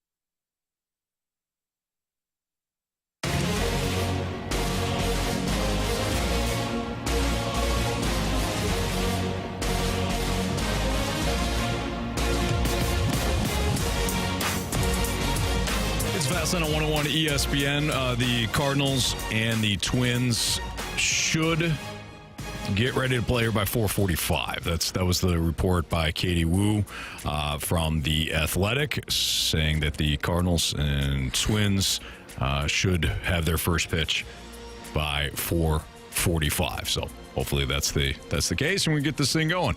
With Jamie Rivers, Andrew Marsh, I'm Anthony Stalter. Jamie, tell us those keys to victory tonight for our Blues. Yeah, there's no secret here. It's going to be a physical battle. Jim Montgomery tried to downplay it this morning, saying that, no, it doesn't think. Whenever you expect it to be physical, sometimes it isn't. I think he knows that this is going to be a bit of a physical battle here for his team. So you got to match the physicality, but you have to be disciplined. Don't fall into the trap here. The Predators have absolutely nothing to play for anymore. They're nowhere close to a playoff push or anything to do with that. Their season's been disappointing, so they really don't care. I shouldn't say don't care. It's not the number one concern for them, the outcome of this game. Yeah. And maybe evening up some of the score physically might be. So be disciplined. Stay out of the box. Don't give them power play time. They have an excellent power play. Don't want to do any damage to yourself by committing infractions that you can pay for. And at the same time, maybe they take some dumb penalties and you get your power play going and this game's over before you know it. You just never know. Got to also establish your forecheck. That's one thing the Blues, whenever you watch them play games now, when they get in on the forecheck and they disrupt the other team, they control the tempo of the game. And they control everything to do with the game. So establishing that forecheck early is imperative for the Blues. And then play strong team defense. Stay above the puck. All that means is stay between the puck and the net as much as you possibly can. Take away the middle of the ice. Frustrate the Predators. Force them to do things that they're not accustomed to doing, or force them to try things that maybe aren't the safest plays, and then capitalize on turnovers or breakdowns at that point. Those are my keys to the game. Jamie, what's the most difficult part about playing a team for the third time in like a week? You know, obviously not in a playoff setting, but what we're seeing right now with the Blues and the Predators. Well, there's no surprises anymore, right? Like Oh, we lost Jamie. I guess we'll never know. See him. We still see him though, which is the most important thing. So we haven't lost him. We just the audio has been out. So Jamie's going to try to reset here. I guess we'll never know how difficult it is. No, I think we'll know here. We'll just know here maybe in a second, because I anticipate that Jamie will come right back. And he's back. Hey, guys. Hey, there he is.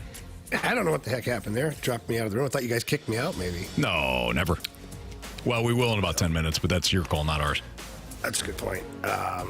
So what were we talking about?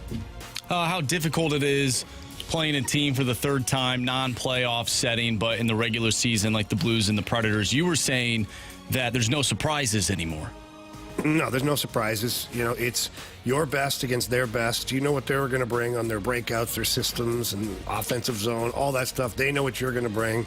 And really, it's the team that can get to their game the quickest and maintain their game the longest that wins these games. All right, those were the keys to victory. How about we light the lamp? When a couple of guys can really shoot the puck. Shoot! I must confess you scored first. Well, who was the first person? Breakaway! Shoots! Score! We got hockey to learn. All right, Marsh. There's about three of us, I think, that recorded points the other day. Unfortunately, one of them was Carey. Yeah, and he scored 3 points because of Alex Texier the other night. So Carey has a sizable lead with very few games left, unless we carry this on into the playoffs, which I'm hoping we will. Carey Davis, 25 points. Oof. I am in second with 17.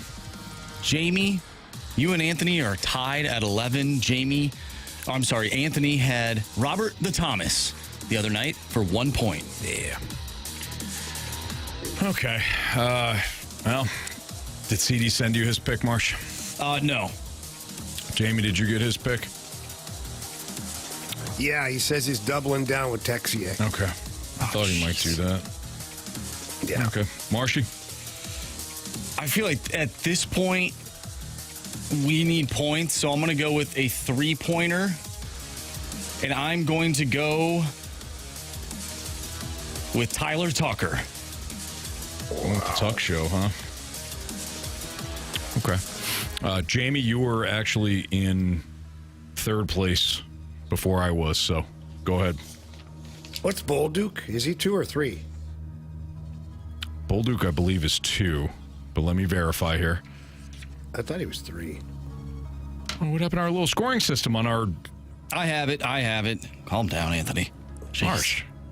It used to be right here. Calm down. Right in the run to right in the Bolduc Google is a Doc. three-pointer. All right, I'll take Zack Bolduc.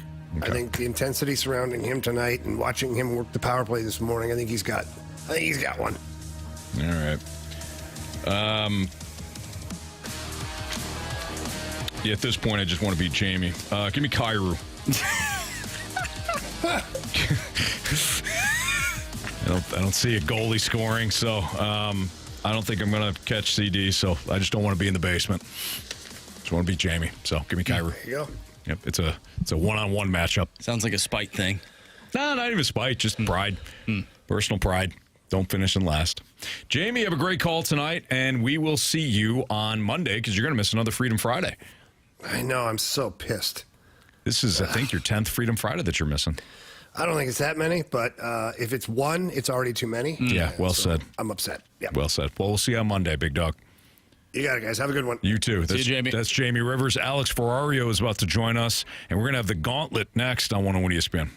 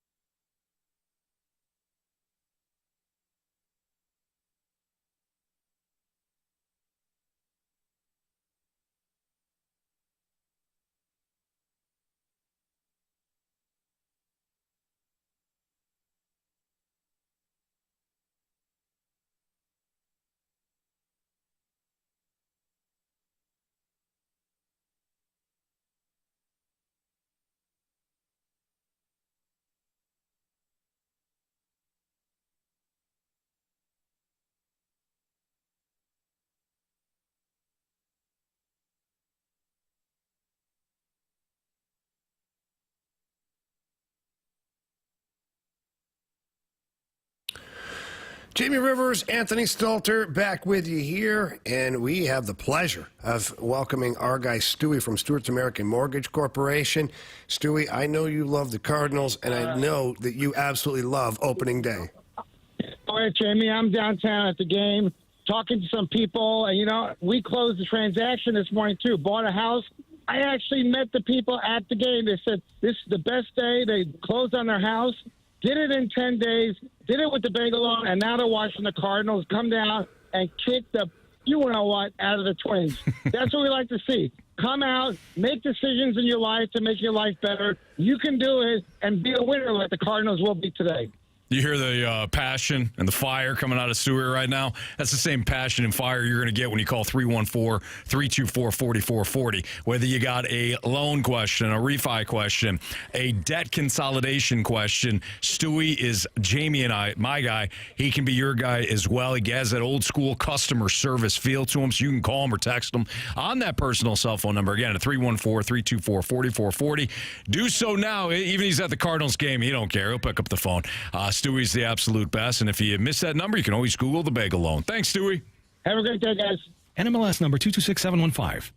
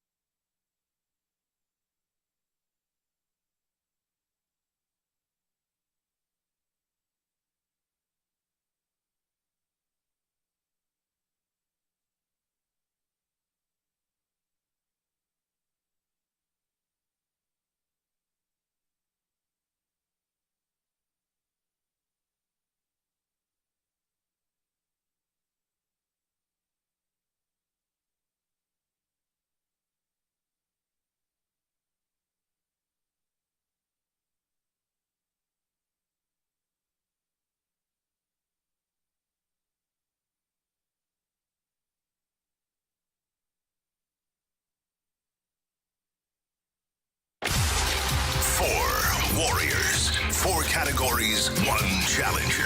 Can you survive the gauntlet? Brought to you by Blue Note Roofing. Roofing, siding, and gutters. Visit BlueNoteRoofingSTL.com for a free inspection. It's Fastlane on 101 ESPN. Time for the Gauntlet. 403 your time check. Brought to you by Clarkson Jewelers, an officially licensed Rolex jeweler with Andrew Marsh. I'm Anthony Stalter. We will have our guy Alex Ferrario join us in a little bit here, but we got to get through the Gauntlet, and that means Chase is up right now. And I believe, Chase, you are at Busch Stadium, are you not? I am. I'm in the stairwell of the Redbird Club right now. Excellent. All right. Well, Dedicated. Good. Dedicated is right. We appreciate you joining us, and hopefully you're there for a Cardinals victory later on today. 4:45 is the first pitch now, scheduled after the rain delay. All right, Chase, would you like to take on Andrew Marsh or me in the Gauntlet for your first round? You know, I'm kind of a nice guy, so I think I'm going to take on you, Anthony. I don't blame you, man. If you are, if you're a nice guy, you want to stay away from Marsh. I don't care what the recent trends say. So, good idea. All right. Good luck to you, man. All right. Thanks, Anthony. You got it. All right, Anthony is heading to the Cone of Silence. Chase, tell me to spin the wheel, and we'll see what category you get. All right. Go ahead and spin that wheel, Marshy. Now, since it is opening day, are you hoping the category today is baseball? You know, that's kind of my strong suit, but I know Anthony's pretty good at baseball, too. Well, I'll tell you what Anthony's terrible at, and that is random trivia, and that is exactly what we have today. It's random trivia on the 2025 opening day for your St. Louis Cardinals. How do you feel about random? Oh, boy. Yeah, this should be interesting. Okay, for those that do not know, I'm sure you do because you listen and you're dedicated to the Gauntlet. But for those that do not know how this works, both of you will get the same 4 questions. If you get the question right without using the options, you get 2 points. If you have to use the options and you get it correctly, you get 1 point. And of course, if you miss it altogether, you get 0. Are you ready? I sure am. Question number 1. One of our state's most unique geologic formations is found in Iron County, where billion-year-old granite boulders stand end to end. Name this site. So just to clarify, you were speaking a different language there, right? I was, yes. I have no idea what this is saying. I'll read it again if you want. No, I think we'll just take the options. Options are Elephant Rocks State Park, Johnson Shut-in State Park, or Taum Sauk Mountain. We'll go Elephant Rock State Park. Final answer. All righty. Question number 2. According to legend, this winged horse was created when the Greek hero Perseus cut off the head of a frightful monster. Options, please. Options are Apollo, Pegasus, or Applejack. Go Pegasus. Final answer. Question number 3. Can you tell us the capital of Ecuador? I sure can't, but I can do it with the options. Options are Bogota, Lima, or Quito. Oh, we'll go Quito. Final answer. Question number 4. Christopher Nolan's sci-fi epic Interstellar centered on astronauts traveling through a wormhole near which of the 8 planets? Gosh, take the options. Options are Mars, Saturn, or Uranus. We'll go Mars. Final answer. All right. Let's bring Anthony back in here. You said that I was speaking a different language for that first question. How do you feel about all 4 of these questions? About as good as John Mazzelak's job security after this year. Oh, jeez. I feel like I just got shot. Not great. No, Anthony, you're fine. Okay. Maybe somebody else isn't. Okay. But today, your category is random, so you might not be fine after all. Are you ready to go? Not really. But sure. Well, it doesn't matter, Anthony. Here we go. Question number 1. One of our state's most unique geologic formations is found in Iron County, where billion-year-old granite boulders stand end to end. Name this site. Options. Options are Elephant Rock State Park, Johnson Shut-in State Park, or Tom Sock Mountain. Yeah, the last one sounds made up. Give me Elephant Rocks for 200, please.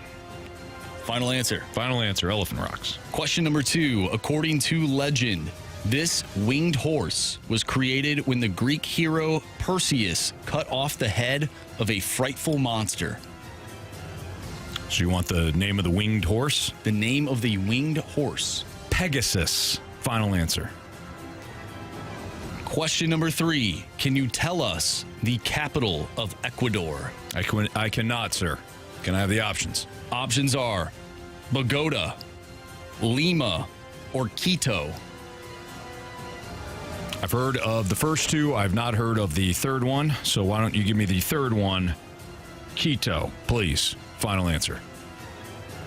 Final question. Christopher Nolan's sci-fi epic Interstellar centered on astronauts traveling through a wormhole near which of the 8 planets?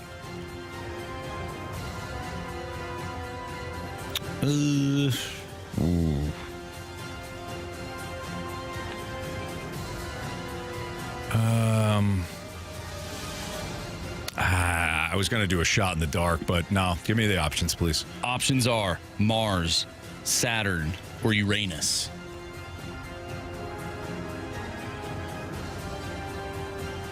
Mars would be too easy, right? Saturn or Uranus. Mars too obvious, Uranus too funny. Let's go Saturn. Final answer. All right, let's go over these.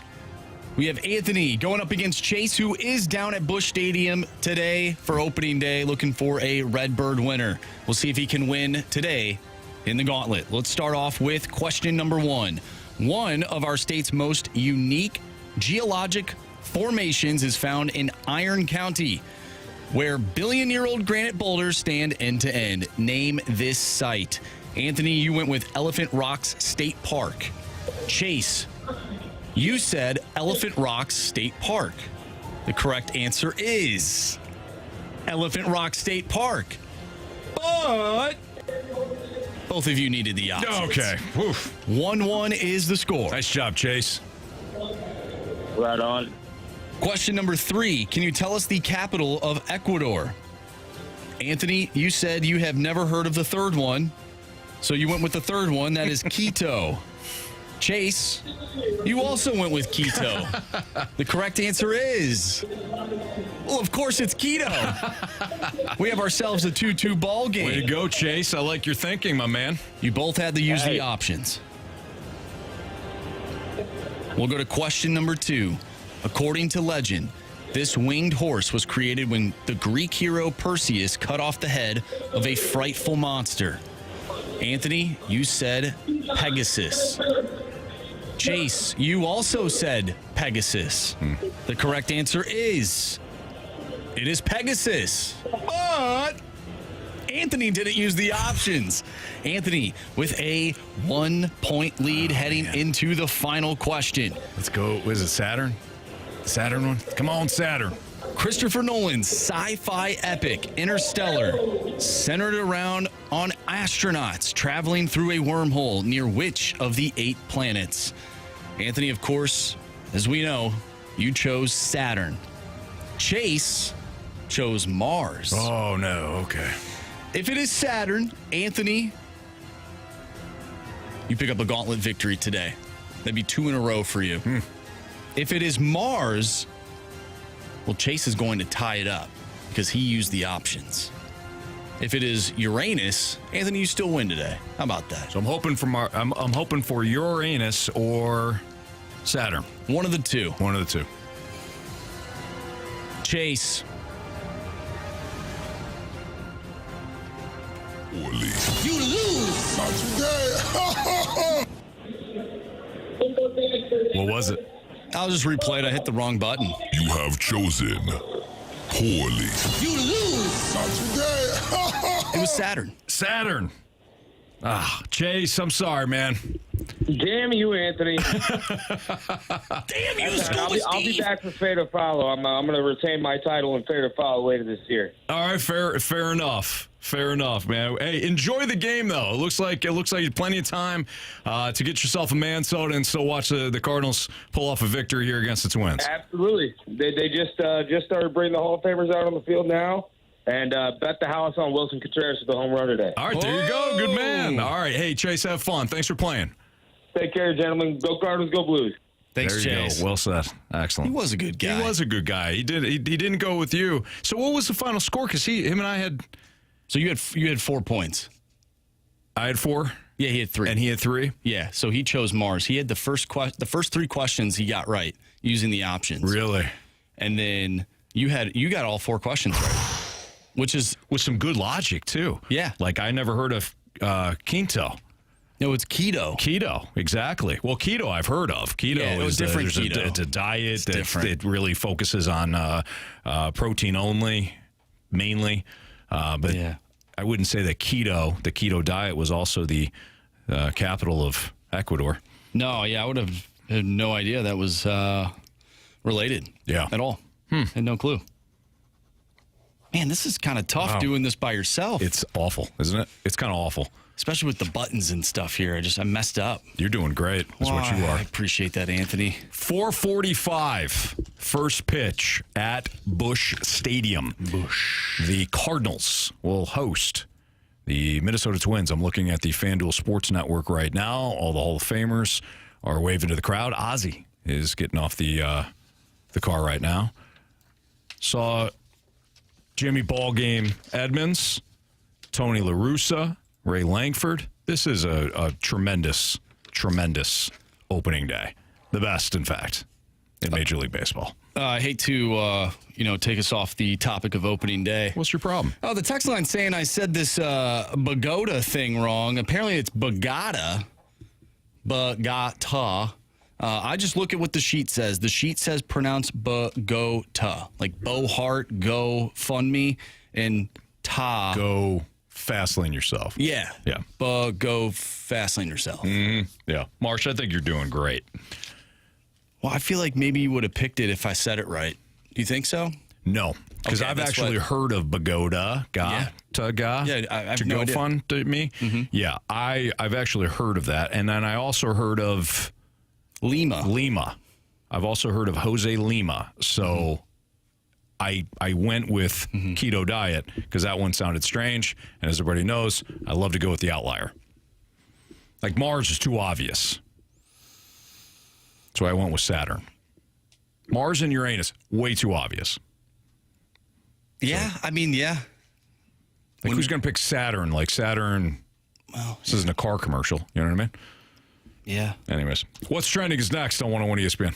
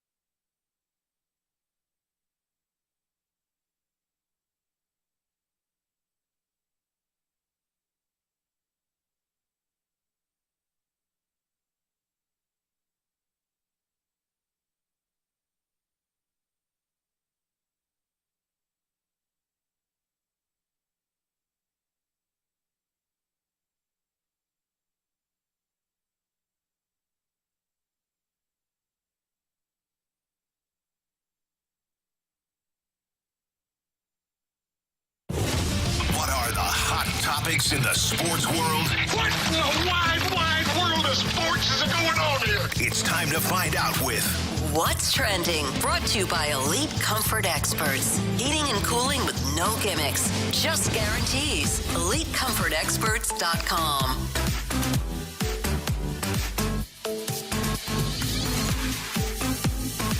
Welcome back to the Fast Lane here on 101 ESPN with Anthony Stalter and Alex Ferrario, who's hopping on the show for the next 2 hours before Blues pregame as they take on the Nashville Predators tonight. Pregame starts at 6. Puck drop is at 7. I'm Andrew Marsh, and it is time for What's Trending. Gentlemen, Tyler O'Neill went yard again on opening day for the 6th consecutive year. That's remarkable. O'Neill is 2 for 2 today against the Toronto Blue Jays with 3 ribbies, and he's walked once. And of course, he has the home run. That's remarkable that Tyler O'Neill has homered on 6 straight opening days. That's insane. Different places, different teams, and my man just goes yabo. Consistently. Good for him. Good for him. I was just going to say, you could build a career on that, right? You better just be Mr. Opening Day. Yeah, certainly. How many people in Cardinal Nation do you believe, if you could give a percentage of people that wish that he was still on this team, what would you give it at? And what are you at? If I could get a percentage, I would say maybe 40% of the people would still want him to be here. I was going to go 50, but I don't know. I don't know if you polled 10 people, if 5 of them would say yes, Yeah. I'd love to have him on here. I do think that Tyler O'Neill was well liked by the fan base. And I think a lot of fans sided with O'Neill when Marmol called him to the carpet. Now, I've always maintained that was the result of a conversation or conversations that Marmol had already had with O'Neill. And I have it on good authority that those conversations not only happened, but some of the veterans on the team asked Marmol to have conversations with O'Neill. Like, you got to say something to him. Yes. So by the time that Marmol took, the podium there for the press conference, those conversations had already been had. And it wasn't this what turned out to be, him throwing his player under the bus. I don't think that's in Marmol's, that's not his style. Right. Anyways, for me, I always knew what O'Neill was. He was an injury-prone player that was prone to catch hot streaks and hit home runs. Always kind of a flash in the pan, but he was never going to be a full-time player for it. And they moved on. I had no issue with it. I really didn't. Yeah. No, I had no issue with it either. I think you found out everything you needed to know about him, and you realized it wasn't going to happen. I think the problem that Cardinals fans got so frustrated with was he was the piece that the Cardinals were promising, and not him specifically, but the Cardinals were promising to find that next young impact bat. Carlson hadn't come out to be it. They traded for Tyler O'Neill, and they were like, this could be the guy. He was the 1 year, and it never got back to it. And that's where I feel like the frustration really kicked in for Cardinals fans. I still would probably put it at about 30 to 35% of Cardinals fans that would still wish he was here. Because I know a lot of Cardinals fans are very smart to realize that it's he looks great, but he's never going to be the player that we thought he was going to be. And I think it was kind of one of those, it's time to move on. Boy, it's wild. They're showing John Jay, who's now the assistant coach for the Cardinals. Seeing John Jay back in the 19 and stuff, it got flashbacks of Looked 2011. like he could still play.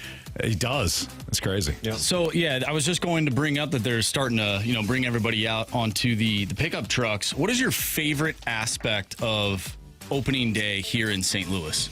I'm going to go. This might sound lame, right? But the energy, and we weren't down there today, Alex. You were, but this is the first time I believe in 13 years of being on the station that I wasn't at opening day downtown, in some capacity. It's like a college football atmosphere. Yeah, it's a college football atmosphere for a baseball game. I think it's the energy. It's the energy that people have now. We were just talking about before you got on air. Do I love, having a bunch of drunk people constantly try to yell at us while we're doing a radio show from downtown? Absolutely. When I have not partaken in any Budweisers nice yet? to meet you. Hey, nice to meet you. Are you wearing your headphones? I'll just talk louder. No, I don't. But I do miss the energy that opening day provides. So to me, the best is it feels like if you've been at a major college football program for pregame on a Saturday, that's what it feels like for a baseball game. I don't know if there's any other place in America that's like that, baseball-wise. No, you're spot on with that one. For me, it always has been and it always will be the Red Jackets, the Cardinals Hall of Famers, the Hall of Famers. And it's more personal than anything because when I first got into this and working at KMOX, being the flagship for the Cardinals, you're down there behind home plate 7 hours before the game even begins.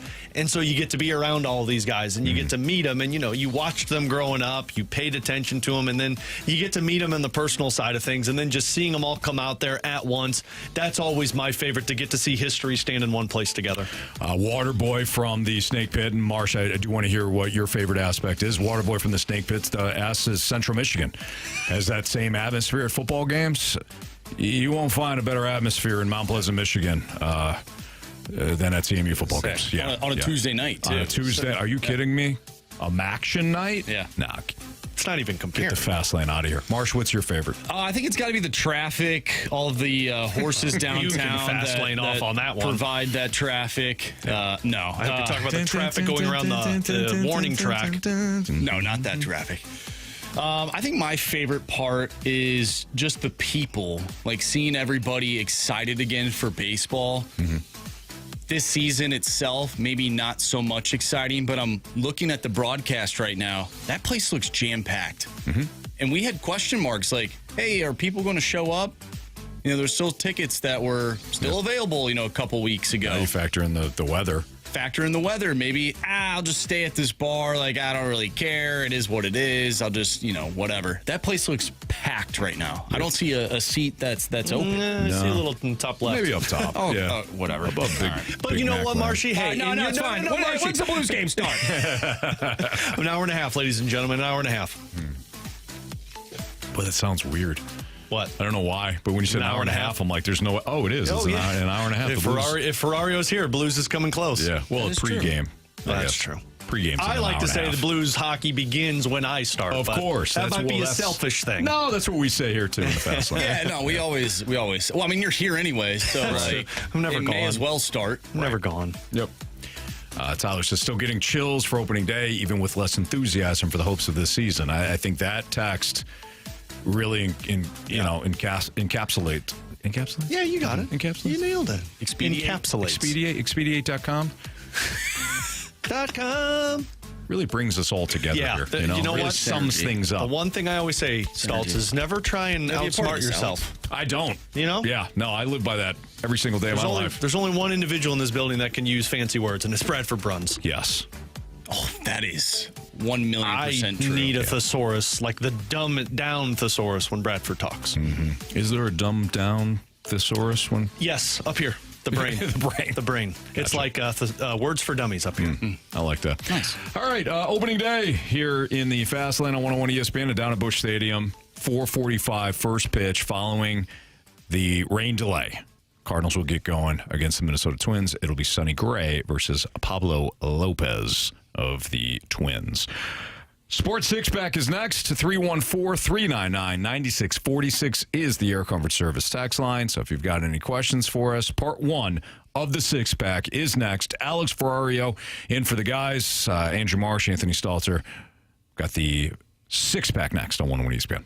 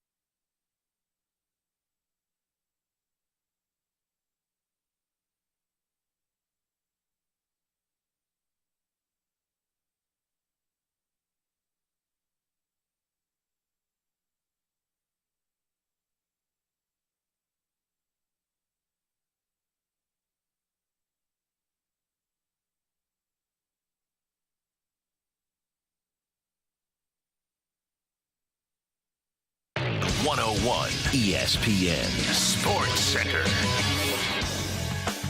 I'm Andrew Marsh. It's time for a Sports Center update driven by Johnny Londoff Chevrolet and Johnny Londoff Autoplex. We are mere minutes away from first pitch for the 2025 regular season as the Cardinals take on the Minnesota Twins. We'll give you updates throughout the remainder of the show on how this one transpires. We're also a few hours away from the Blues taking on the Nashville Predators, going for their 8th win in a row.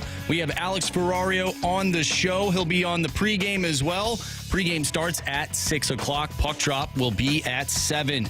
We have our Sports Six-Pack coming up next, so get your questions into the Air Comfort Service text line, 314-399-9646. Sports Six-Pack coming up next. I'm Andrew Marsh, and the Sports Center update is driven by Johnny Londoff Chevrolet and Johnny Londoff Autoplex. See them at londoff.com. Chevy, together we drive. Are you kidding me?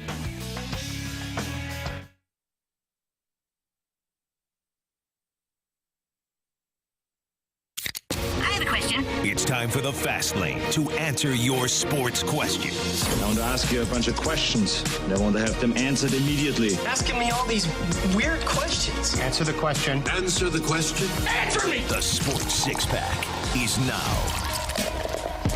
If you got a question for us, 314-399-9646 is where you can send it. That's our Air Comfort Service text line. Time for the Sports Six-Pack with Andrew Marsh and our guy Alex Ferrario, BKN Ferrario, and of course the Blues pregame show. He's joining us right now.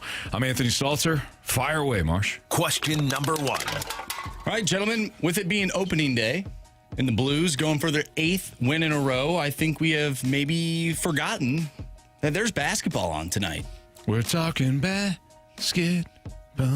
Name the singer. We're talking I actually don't know. Well, actually, I don't think it is. It tonight? Yeah, it's this, it was Sweet 16. Yeah, Thursday was Sweet 16. I don't know why I thought it was Bow Wow. I thought it was Wednesday for a second. Little Bow Wow. Bow Wow. Not you get a question. Masterpiece Kid. Yeah, Little Bow Wow. Or no, Masterpiece Romeo, isn't it? Yeah, that's Little Romeo. Embarrassed myself. Bow Wow was in Like Mike. Anyways, from 314, which Sweet 16 game has the greatest potential for an upset? BYU.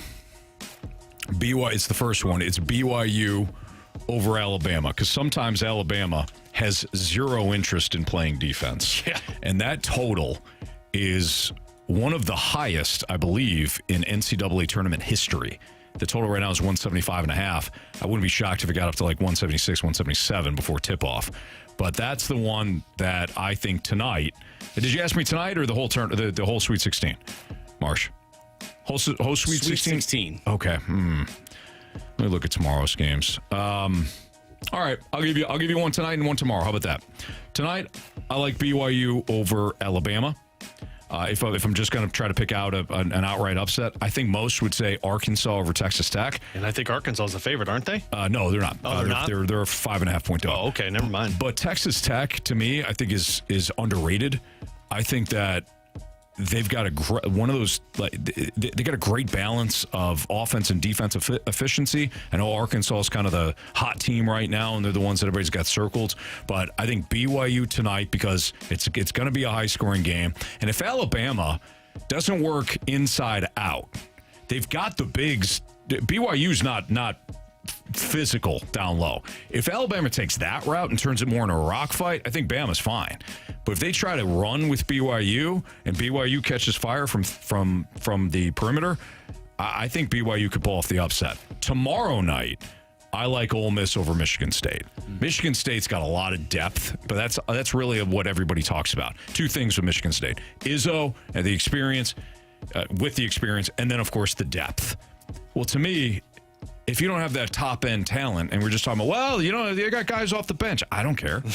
You can get a couple guys hot in this tournament. Right. You can make a deep run. And I think Ole Miss could pull off the upset tomorrow. So I got Ole Miss tomorrow. I got BYU tonight. Yeah, I like the Ole Miss over Michigan State. That was the first one I was thinking of. I actually do like the Arkansas over Texas Tech. I hear what you're saying. I thought Texas Tech looked okay in their previous game against Drake. I wonder if Arkansas, because of the riding high right now and the consistency that they've gotten in these first two games, I wonder if they can do an upset over Texas Tech.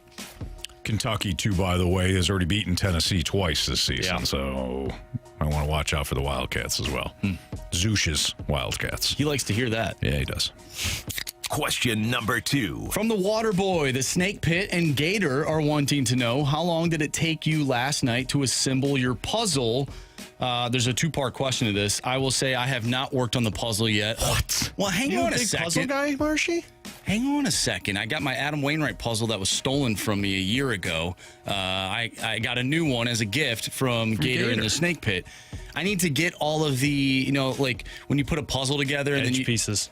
Well, no. Like you can frame it. But you need to get like the right stuff to make sure it doesn't fall apart. I need to get that first before I put the puzzle together. So then I can frame it and I can have it in my room. They make a table that it's like the top part of the table comes off and you do the puzzle underneath that. So then when you don't finish it, you close the lid of that table and it's like it's not even there. What? Really? Yeah, I'm a big puzzle guy too, Marshy. Really? Love me some puzzles. What's the most amount of pieces that you've done in a puzzle? 10,000, I think. Oh my word. Yeah. That took like 2 months. That was in COVID. That's a long time. Yeah. That is a long we time. were bored a lot. I was bored a lot. My wife hates puzzles. It's a big ass puzzle. Were you expecting me to say like 75 pieces? I just maybe not 10,000. 1,000 would have been fine. Eight pieces. It was at ages 2 to 4, and I got it done with my daughter before she finished. So What was the picture? the 10,000 one, Yeah. it was a picture of matchbooks, like it was, like one of those. It was just like different matchbooks. It was weird. I saw it and I was like, this should be fun. I like a challenge. So Armin said it's called puzzle glue. You can get it at Hobby Lobby. And Armin used it on his Wayno puzzle. Well, there you go. How about that? Nice. Armin's helping you out. There you go. So the second part to the Waterboys question is, on a rainy day like today, what do Alex and Anthony enjoy doing with the kids? Oh, man. Yeah, rainy days are tough. Yeah. I don't overlook a good movie night, that's for sure. But I typically get the kids. I put them to work. You got stuff going around the house. I typically say, hey, when you're all locked inside, guess what, kids? We're going to organize. We're going to clean. Yes. I'm a psychopath in that regard. And our basement is just destroyed because it's unfinished. And all the kids' toys are down there. So typically I'm like, how about we turn off the TV, guys, and let's go organize the basement. So I'm not fun in that regard. So, yeah. Clean is what you do. God, the kids are probably like, it's about to rain. Dad's going to send us downstairs. They hate it. They absolutely hate it. Yeah. Our girls are obsessed with those magnet tiles right now. And so, like, on rainy days, we'll just be like, hey, let's do some puzzles. And they always gravitate towards those magnet tiles. But they're both just into music, Disney music these days. So they call it dance parties. Nice. So what I do is I just put Disney music on our Bluetooth speaker so we don't have like YouTube up. And you just turn that on. Then it's just run around the house and scream as loud as you can. Your kids are probably happier than mine. I don't know, man. Less organized, but more happier. But you know what? You're always happy when organization is the key to success. So yeah, absolutely. You're setting them up for success is what I'm saying. Setting them up for something. Brandon says Anthony's kids do the dishes, vacuum the floor, clean the garage, etc. Absolutely. It's like Cinderella in your house. Bazooka Tooth says, Anthony, maybe the kids shovel the snow next time. It's a good idea. I got to buy more shovels, though. That's always smart. I can't wait for the moment when they can get old enough to shovel the snow. It's nice. Yeah. You do it. You do it. 1 to 10, how loud is both of your households? 12. Yeah, about a 12. Oh, man. I mean, my kids don't have volume control right now. My kids are really good with, like, Madeline is awesome with, she's got a great imagination. She'll make up games and stuff like that. Yeah, then there's always a point, though, Alex. There's always, and I don't know if you're there with your daughters yet, but Madeline will, hey, guys, let's do this, let's do that, and you pretend this, and you pretend that. And there's always a moment in the day where Killian has had enough. Like playing house. They're playing house? No, they'll be like create games. Yeah, creative games. Gotcha. Like one time I came home and Madeline invented a zip line. Basically, she's used string or yarn or something, a ribbon, and she had it attached to the staircase, and it was going to another place in the family room. And they were doing it. They were sending down toys and things like that. Really awesome. creative. God, she's genius. She's very creative. But she also likes to have it done a certain way. And if you do it wrong. She likes to remind you that you've done it wrong. And yeah, then at one point Killian will be like, I'm done here. Yeah, ours are 4 and then they'll fight, and then You're wrong on this one, Killian. Yep. Can we stop you there? This is my game, Killian. Yep. This is we're at 4-2, so we're not at the whole like conversation pieces. It's more like the 4-year-old tells the 2-year-old what we're doing. The 2-year-old says, I don't want to do that. And there's no volume control. There's no emotional control. Yeah. It's I'm going to scream at the top of my lungs until you do what I want to do. And then it's blah, blah, blah, blah. And then, daddy steps in and game over. Yeah. That's Lincoln at 3. Lincoln yells at everybody. Just It nonstop. just said, And then "Now!" with the pipes on me, then my wife was a singer, so she's got pipes. Oh, like the boy. lung control on our children are going to be absurd moving That's forward. good, though, for something. I don't think so. Maybe not now. No, not now. Be deaf by the time I'm 40. That might be. Question number 3. For the 636, Fast Lane Baseball, LOL. Whoa. My question is, who will have a bigger impact with their draft picks this year? So what team will have the biggest impact with their draft? Well, let's take a look at the top here. I think the Titans could obviously they have the number 1 overall pick, but I'll take the Giants. So what the Giants have done in bringing in a couple of retreads now in Jameis Winston and Russell Wilson is they now don't have to sit there and take Shadur Sanders. So if they want to take Abdul Carter, who is the top pass rusher in this year's draft out of Penn State, or Travis Hunter, if they want to go that route, they can sit there and take the best player available. And then early in the second round, they look at, if he doesn't go in the first somewhere, a Jackson Dart out of Ole Miss, right? Yeah. So you can still get your quarterback. Not saying that Jackson Dart is a franchise quarterback, but you still at least have an opportunity to get your franchise quarterback, as well as a top pick, such as Abdul Carter. Similar, or not the exact same, would be what the Texans did a couple of years ago when they took C.J. Stroud, and they were fortunate enough to also have Will Anderson. They can move, they had the 2 picks back to back. I could see the Giants having a big impact. Not a good team, not a contender, but I think that they could have 2 impactful picks, regardless, depending on how they do it first and second. For sure, I love that one. The one for me, and I've been stuck on this for a while. Mine's the Patriots, and I think it's mostly because I'm wondering if they trade up for Travis Hunter. Find a way to get him. Now that you've signed Stephon Diggs, you get the quarterback. Yeah. I know a lot of people have said they need offensive line help, which totally makes sense. But, man, if Travis Hunter is sitting there and they pick 5 and have the chance to move up to 3 or 4, getting a Travis Hunter and a Stephon Diggs 1-2 punch for your Drake May going into the second year. They're kind of they're the ones that I wonder if they could have a big impact. What about you, Marsh? Got a team? The Vikings, right? Well, the Vikings can do whatever they want now that they have everything they need, right? Wow. Amen to that. I guess so. The biggest impact, man,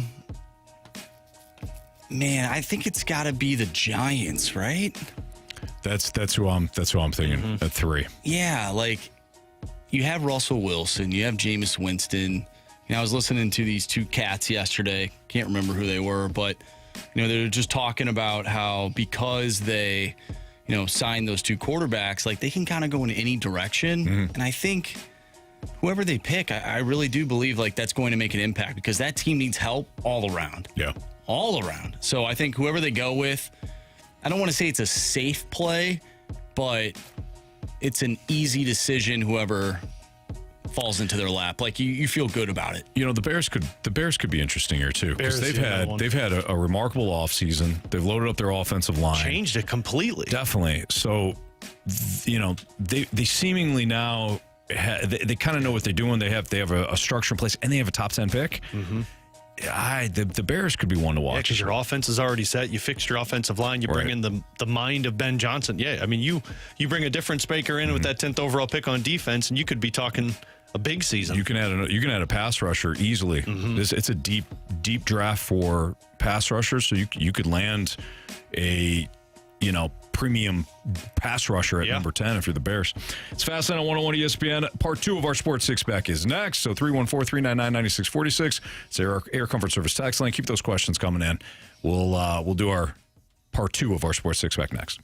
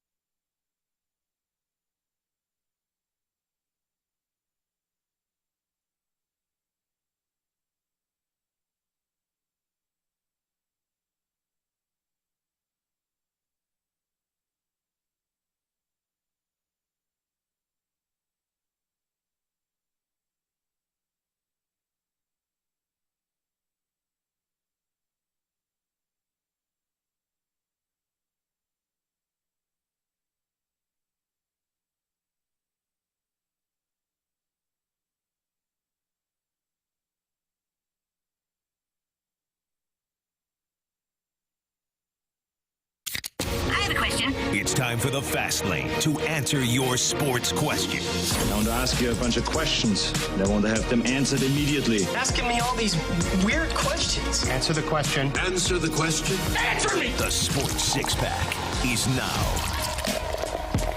Well, one pitch, one out. Hell yes. For your St. Louis Cardinals, Sonny Gray took the mound. 162-0. That's right. Matt Wallner steps in, laces one to right fields. Jordan Walker tracks it down in the gap. Ball almost popped out, but snow coned it. It's fine. Two hands. Wound up making the catch, and yeah, Cardinals now 2025 season is underway. I love it. There you go. All right, we got our Sports Six-Pack Part 2 with Andrew Marsh and Alex Ferrario helping us out here in the Fast Lane. I'm Anthony Stalter. Marsh, go. Question number 4. From the 314, so have you blankers talked about the booing yet, or is that off limits? What are your thoughts on booing? What does blankers stand for? Like blinkers? You fast laners? Like that? Yeah, kind of. It's just a different word. Okay. Not all right. fast lane. Yeah. Gotcha. Different word. Unnecessary, probably. About the booing? Just booing, yeah. I think booing in general is pretty lame. That's just me. I'm not saying you don't have go for it. You want to do it. I don't. I've never been compelled to voice my frustration in that way. Where I'm like, boo! It feels weird to me. I guess for me, it comes down to what are you booing? If you're booing the performance, I get it. I've seen it before where people have booed the Blues off the ice for the last couple of years, and part of me gets it because it just hasn't looked good. If you're booing individuals, that's the part that I agree with Anthony. Like, you're a grown adult and you're booing another grown adult. Right. Or a guy who's younger than you because why? He hasn't performed well? So to me, I think it's situational. What are you booing? But if you're booing just somebody because of his performance, that's lame. What about booing the other team? No, booing in general. I've never, like I said, I've never been compelled. Like nothing within me has ever felt like I'm going to boo somebody. It's just dumb to me. Now, a very passive aggressive clap. Like a pitcher's been shelled and finally gets out of it. You're like the snarky clap. Yeah. I love those. Did it. Like when you drive by somebody on the highway and they've been driving like a donkey and you drive by and you give them the thumbs up. Yeah, I give them good job. I give them a different buddy. finger. Yeah. Oh, you do the middle finger? Oh, absolutely. The old bird, the old Fred bird. My grandma, my old Italian Sicilian grandma, when she drove, man, if somebody would drive poorly around her, she would drive up next to them and she would just turn her head and stare death into them. Well, that's what the Blues are doing now with the cameras. It is amazing too, by the way. Like, why do we feel the need for speed? We have to. Well, no, I get that, but why do we have to look? Like we all do. We have to look. Oh, with the other person when you drive by? I gotta see how dumb the person is driving that vehicle. but it's not, no, like not even that, though. Like sometimes you just drive by and you're just like, quick look. You're like, oh. It's always awkward when you make eye contact too. I think you just want to know like who's driving. And typically when I look over, some people like are on their phone. I'm like, well, that checks out. That makes sense. And now that's illegal. Yeah. Right. And you also predetermine who's driving before you drive past them. Yeah. Like, old lady. Yeah, that's when you really feel like as a whole, and a huge Asoli. Yeah. I'm like, so I like to consider myself a decently patient person until there's zero urgency involved. Sure. Especially on the road. I'm like, come on, like, let's move it or whatever. And then I drive by him. It's like an 80-year-old lady. I'm like, damn it. Then I feel bad. Man, that's bad. I tell you, on the parenting side, you might know this too, Stalls. That has been the most difficult thing to really refrain from because there have been a lot of F-birds that fly out when I drive solo. And then when there's 3 little ones in the back and you have to really make sure that you swallow that F-bird before it comes out. Yeah. I really don't. I don't get too crazy in the car. The only time that really it frustrates me is when look, if I cut somebody off on accident, we all make mistakes, right? If I cut somebody off, I have to lean out of the car to, that's on me, my bad. And when somebody is like, let's say they're driving past me, I'm like, hey, that's on me, right? Yeah. And the other person's like, hey, no problem, all good. Like, that's me. Yeah. You cut me off, you give me the hand, all good, no problem. We're fine here. But when that person like continues, like, what's your problem? I'm like, okay, now I want you dead. Yeah. That kind of happened to me actually on Olive one time, and we got to the stoplight. I actually rolled my window down, and this person rolled their window down too, and we just started laughing about it. Oh, like, that's good. My bad, My dude. bad. Like, whatever. He's like, that it's all good. happens. Yeah. We just started chatting it up at the red light. Like, come on. Yeah. Anyways, Lars Nootbaar, by the way, leadoff single for the Cardinals. I think Alex might be onto something. 162 and no hitter alert. Yeah. Cardinals, White Sox, World Series. White Sox up 3-0 right now on the Angels. What? Pitchers pitching pretty well, too. Oh, my goodness. Question number 5. From the 314, since the Blues and Flames are really hot right now, do you think both teams will have the playoff spots and Minnesota will not make the playoffs? If you would have asked me that 2 weeks ago, I would have said no before you finished the question. But now I am not so certain. Minnesota has not played well. Obviously, they're injured. Kaprizov and Eriksson Ek skated with them yesterday. Still not anywhere close. But there's 3 teams that should be fighting for that wild card spot, and I would say Minnesota's not one of those 3. So, yeah, if Minnesota, who, by the way, plays Washington tonight, loses, and the Blues can pick up 2 points, they're tied with them in points. Minnesota's got a game in hand, and the Blues are behind them in tiebreakers, but their goal differential is better. So, yeah, I'd be a little worried if I was Minnesota. That's Alex Ferrario. He will be on the pregame show for the Blues right here on 101 ESPN. Pablo Lopez with a balk. Got Lars Nootbaar to second base. You can't stop these Cardinals. You can only hope to contain them. I am so excited for the show open for ours tomorrow to talk about how the Cardinals look like a World Series contender. That's right. Absolutely. Did you see that umpire? Well, he's into it. Yeah, it's opening day, Marshy. He's been waiting 4 hours to be demonstrative. Speaking of umpires, you were here. You were not. Did you know that Kerry Davis used to be an umpire? Oh, my gosh. For what? He gave us a strike call and everything when you were on vacation. Used to be a rec league softball, or was it baseball? It was baseball. Baseball. Really? Umpire, yeah. Yeah. He's got some solid strike calls. Boy, could you imagine? Like you're like a little league coach or something like that, and you're a huge Asoli. Oh, yeah. And you think you can overpower some of these umpires, right, with your verbals. And then Kerry Davis walks out there. Or imagine being a dad sitting in the stands. Yeah. Why don't you just shut your mouth? I don't even think Kerry would have to say those words. No, it would just so be turn and then eye contact. Mask off. Not even all the way off, but like it's Up sitting top. on top of his head, and he just stares right at you and you go, hey, I'll actually shut up now. This is my fault? Give him the hand. Yeah. My bad.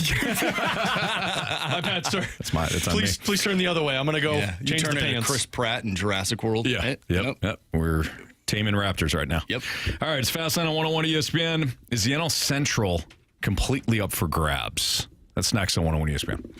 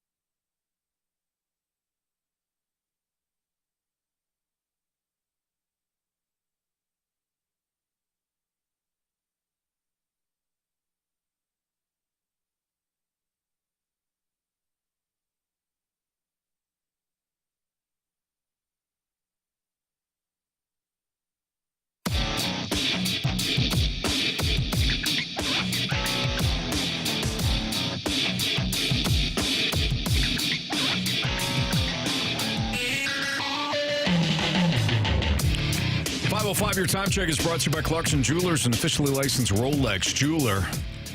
Waterboy comments from the snake pit with the way these guys are playing. I don't know who will be able to stop them. Cardinals up 1-0 right now, and they look like an utter juggernaut in game one. Looks like we're going to be wrong, boys. All the complaining in the offseason about how this organization lacks direction and they need a retool, rebuild, reprogrammed, all the re's. And look at them. People have been saying it for a long time, Stoltz. We are idiots. It looks like we're going to regret everything that we said based on this first inning. You're not going to regret taking Alec Burleson to get a hit because Marsh has got a hit.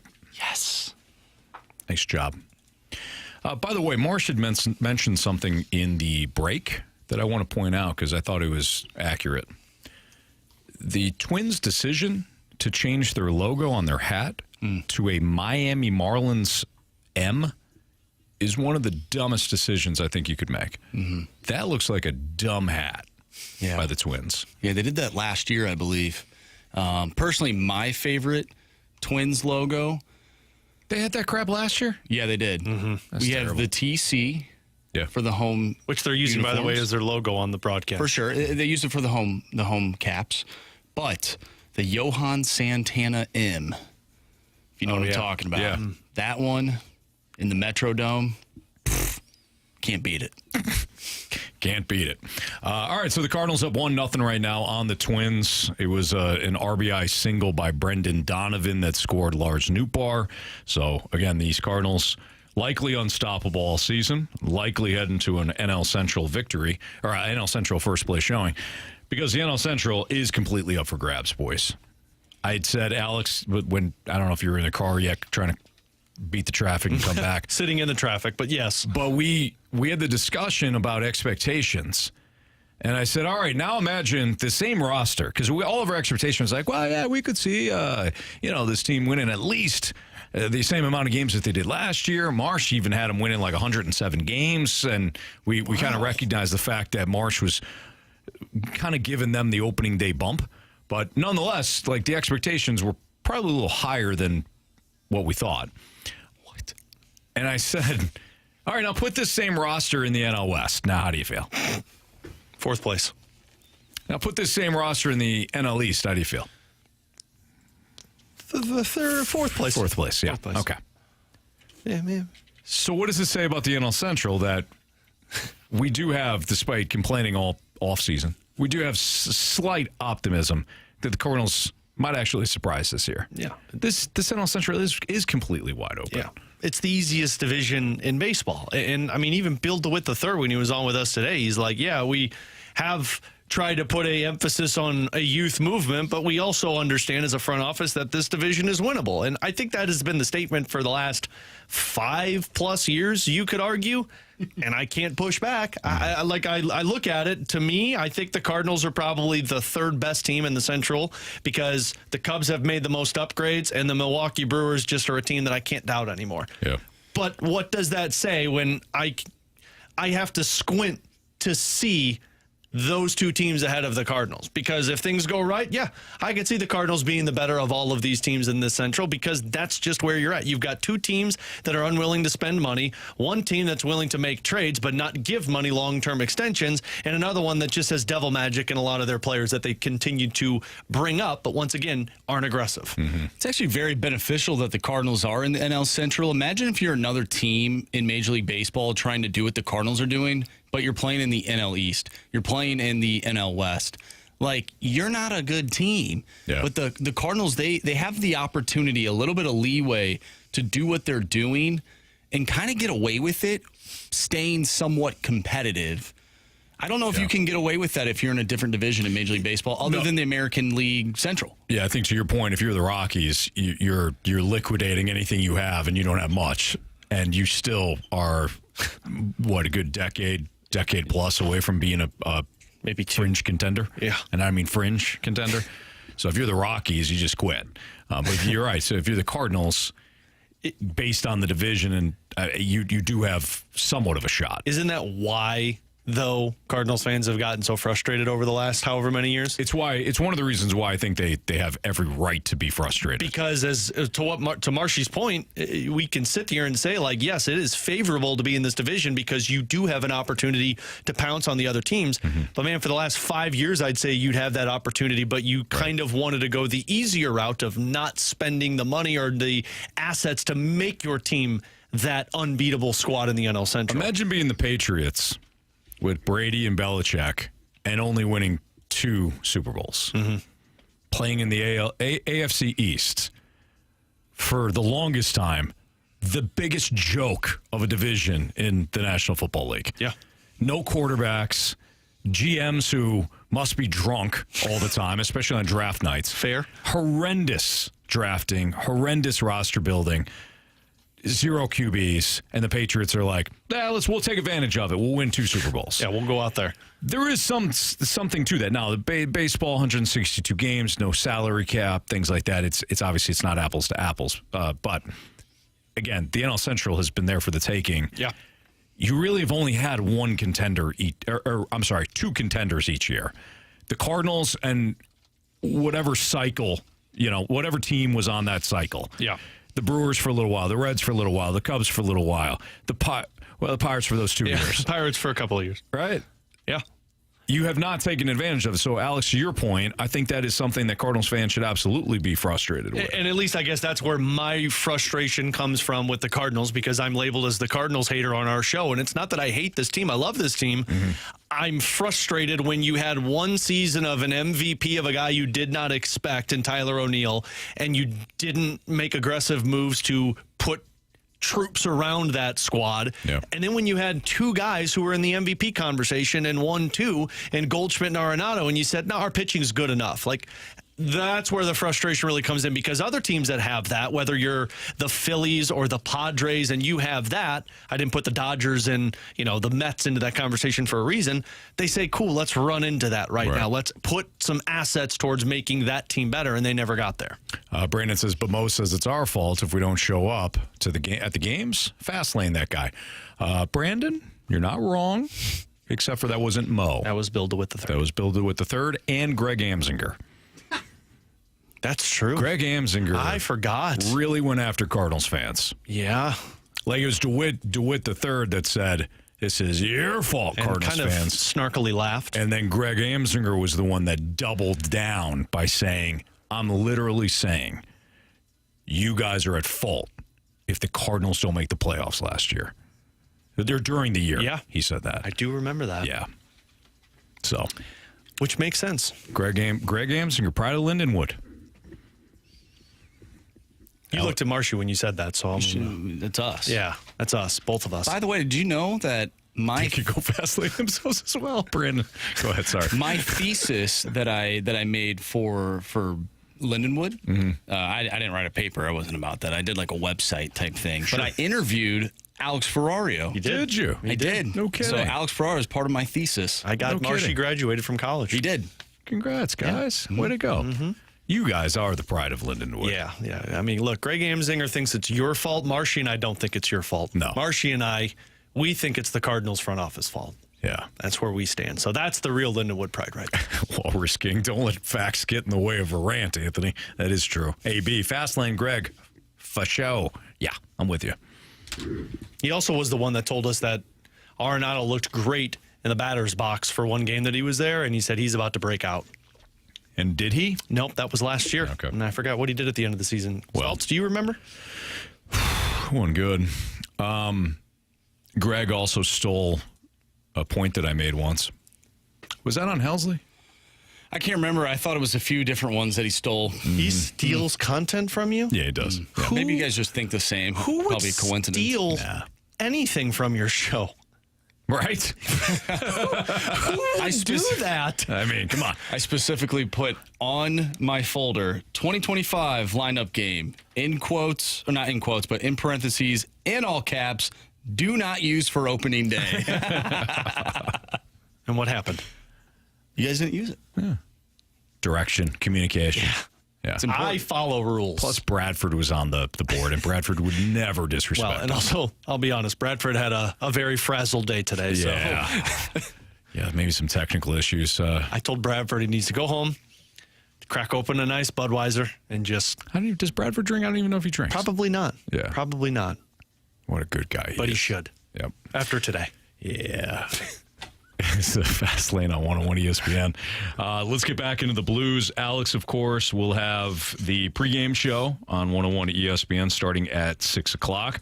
Does this Blues team have similar vibes? Don't you say it. I won't. To the 2019 team. We'll talk about it next on 101 ESPN.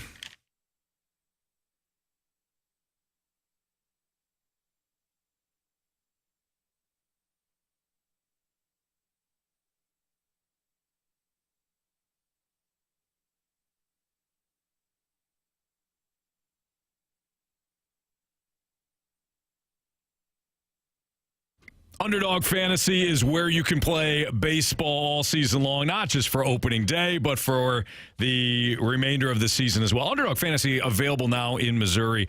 If you want to play, all you have to do is choose higher or lower on certain players' stats. So Sonny Gray today, strikeouts. Maybe you don't like the matchup with the Twins. You go lower on strikeouts for him. You could also pair one of your favorite Cardinals, and they got live action too, by the way, at Underdog Fantasy. So you didn't miss anything if they've got different live lines going on. One of the aspects about Underdog Fantasy that I love, another one I love, is that you could choose a Cardinal player right now to go higher or lower on hits or runs.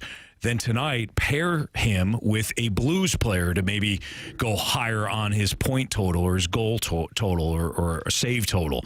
That's one of the beautiful things about Underdog Fantasy. And you can play for as little as $1 if you get everything right. You can also win up to 1,000 times your money. So turn that $1 into 1,000 with your baseball knowledge or your hockey knowledge, your basketball knowledge at Underdog Fantasy. Just download the Underdog app, sign up using my promo code Anthony to unlock a special offer of up to $1,000 in bonus credits when you make your first deposit. Join in on the fun when you sign up with promo code Anthony. Claim your special offer today and get up to $1,000 in bonus credits instantly upon your first deposit. Must be 18 plus, 19 plus in Alabama, Nebraska, 19 plus in Colorado for some games, 21 plus in Massachusetts and Arizona, and present in a state where Underdog Fantasy operates. Terms apply. Void in Colorado. Concerned with your play? Call 1-800-GAMBLER or visit www.ncpgambling.org. In Arizona, call 1-800-NEXT-STEP or text NEXT STEP to 53342. In New York, call the 24/7 HOPE line at 1-877-8-HOPE-NY or text HOPE-NY.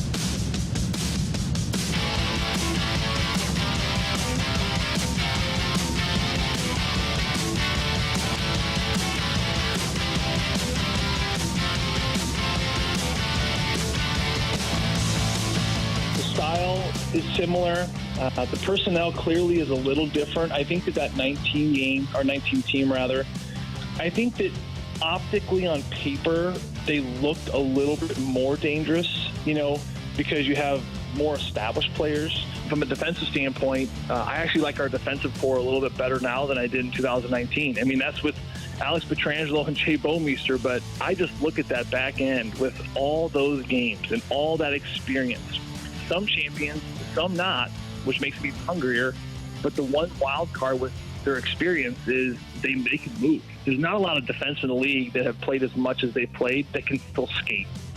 So that was our guy, Joe Vitale, who was on BCam Ferrario earlier today, and you guys were talking to Joe about, the defensive core, and he had brought up how this defensive core right now for the Blues might be even better than the one that won the Cup in 2019. What are your thoughts? I agree with him. And I look at the defensive core that they had back in 2019, and look, a lot of people are going to say Alex Pietrangelo, Jay Bouwmeester, no way. And I understand that. I mean, you've got one who is sure to be a Hall of Famer in Jay Bouwmeester, and Alex Pietrangelo is probably going to be a Hall of Famer. But I look at what the Blues have now, and I went back and looked at, Staltz, that Game 7 Stanley Cup final against Boston. The starting line on the defensive side was Carl Gunnarsson with Alex Pietrangelo, Bouwmeester with Parayko, and it was Vince Dunn playing with Joel Edmondson. And I defensively, I'll listen to the argument of that team in 2019 probably being better in their own end. But as a two-way style with your defensemen, I think this team's better. And points-wise, they're at 142 right now with 9 games to go. The top 7 defensemen that played in 2019 are at 149. Wow. I think what you have right now is Colton Parayko, who is your alpha dog, who, by the way, is still not playing with the team, and they're finding ways to win. But when you take Parayko out of it, then you put in a Philip Broberg. And to me, Philip Broberg's very similar to what Colton Parayko was in that 2019 season, only he's younger. You've got the veteran that Jay Bouwmeester was in a Cam Fowler, and what Joe is saying is you've got more experience than what the Blues had in that 2019 defense, because the other guys, Joel Edmondson, who had played, I think it was 4 seasons up to that point, Vince Dunn, who was a rookie, and Carl Gunnarsson, who was a veteran for you. The guys that you've got playing now are Nick Leddy, Justin Falk, and Ryan Suter, who combined, I think, have over 3,000 games played in the National Hockey League. So I do think this team is more experienced in terms of defense back than the 2019 squad. They've got more offensive upside than that 2019 squad, and frankly, I think that's why they are more dangerous. One of the things that, and forget 2019, because 2019 definitely had this, but one of the things that I'm sure you've talked about too, but I know Jamie has highlighted, is just the physicality all around, and not just from the blue liners, but it was, Jamie, you got so tired of Braden Shen constantly going. Was it Shen or O'Reilly? Maybe it was O'Reilly. Yeah, it was O'Reilly going to the podium every night after every game. Post games. Yeah, and taking all the accountability for a loss. Yeah. And then Braden Shen became the only guy that was fighting for a while. The only guy that's like, okay, we need to show that we're physical. Is okay, Braden Shen's up again. I don't feel like you have that now at all. So you've got perhaps a stronger blue line, a more offensive blue line, and overall you've got that physicality that's back in this game. That's where I think the comp truly is on that 2019 team, Staltz. Like NHL Network was talking about this last night too. Mike Rupp and Brian Boyle were on the desk, and they were discussing, and Rupp was the one that said, if I'm another team in the Western Conference, I'm trying to avoid the Blues like the plague. It's exactly what people were saying about the Blues back in 2019. Why? Because every time an opponent has to play against them, you know what's going to happen. The Blues right now, no matter who the player is, how long his shift is, if a guy has the puck along the walls, the Blues are going to finish a check. And that wears you down, especially in a 7-game series. The Blues, in my opinion, have a very close to identical fourth line that they had back in 2019 in terms of Barbashev, Steen, and Sundqvist. Right now, Fox, Nathan Walker, and Alex Toropchenko, like, they're hitting everything. They're being used off of opening night faceoffs. They're being used as the first line after the opposition scores or after the Blues score. It's it's an identity line. It's a line that they go to immediately. But the physicality in terms of finishing checks, forechecking hard, and then when somebody tries to take exception post-whistle, the Blues have 5 guys around that. That's something that they haven't had for the last 3-4 years, and it's something that 2019 team had where every guy on the ice was sticking up for the other one. Yeah, that's great. Tonight, the Blues take on the Predators. They go for 8 straight wins, and this is a Nashville team that one that Blues just saw, but one that has not had a good season. You know, they kind of loaded up a year ago. Oh, yeah. And their off-season, I don't think it was active. It remind me, Alex, not as active this past off-season as they were maybe 2 years ago, but they were still active. Yeah. And the season just has been lost for them. But they still had some veteran guys, and this is still a team that is very familiar with the Blues. When you look at this matchup specifically, what gets it done for the Blues? I think the same style that they've been working with. Monty said earlier today, like what they're focusing on is not worrying about anything other than the fact that they just keep doing the 4 lines forechecking. What gets it done, in my opinion, is how they run 4 lines that all play the same.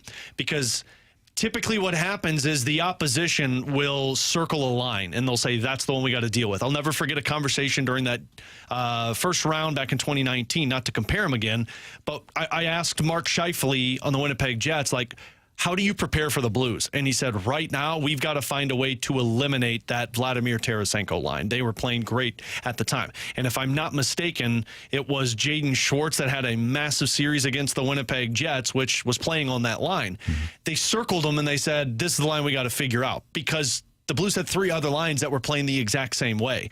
So what's been working for them in the 7-game win streak? There's no line that you can circle. You can say we got to stop Kyrou and Holloway because they're the hottest line, but now I got to deal with Thomas and Bolduc, or I got to deal with this WTF line. So that, to me, is how you get it done and how you keep this win streak going. You keep this 4-line mentality rolling to where the opposition doesn't know how to handle it. This one does worry me a little bit, though, tonight, Stoltz. Not so much in the loss-win column, more so in the health column. Because you've played them 3rd time in 9 days. You've beaten them already 3 times this season. You typically don't beat a team 4 times in the middle of a season, and the last 2 have been pretty nasty. So what you can't have happen is walk out of this one injured. So this is going to be a keep your head up type of game. That's Alex Ferrario. You will hear his voice in a half hour as well, as the Blues and Predators take each other on at 7 o'clock. The clash at 7 o'clock, but Alex will have the pregame show for you at 6 o'clock. An update on your Cardinals. They're still up 1-0. Sonny Gray worked himself into a jam in the top of the second and worked out of the jam. Bases loaded. I think it was Harrison Bader that wound up popping up down first base line, and Wilson Contreras made a nice play. So the Cardinals remain up 1-0. Jordan Walker got his first hit of the season and wound up taking second on an errant pickoff attempt. Cardinals are running.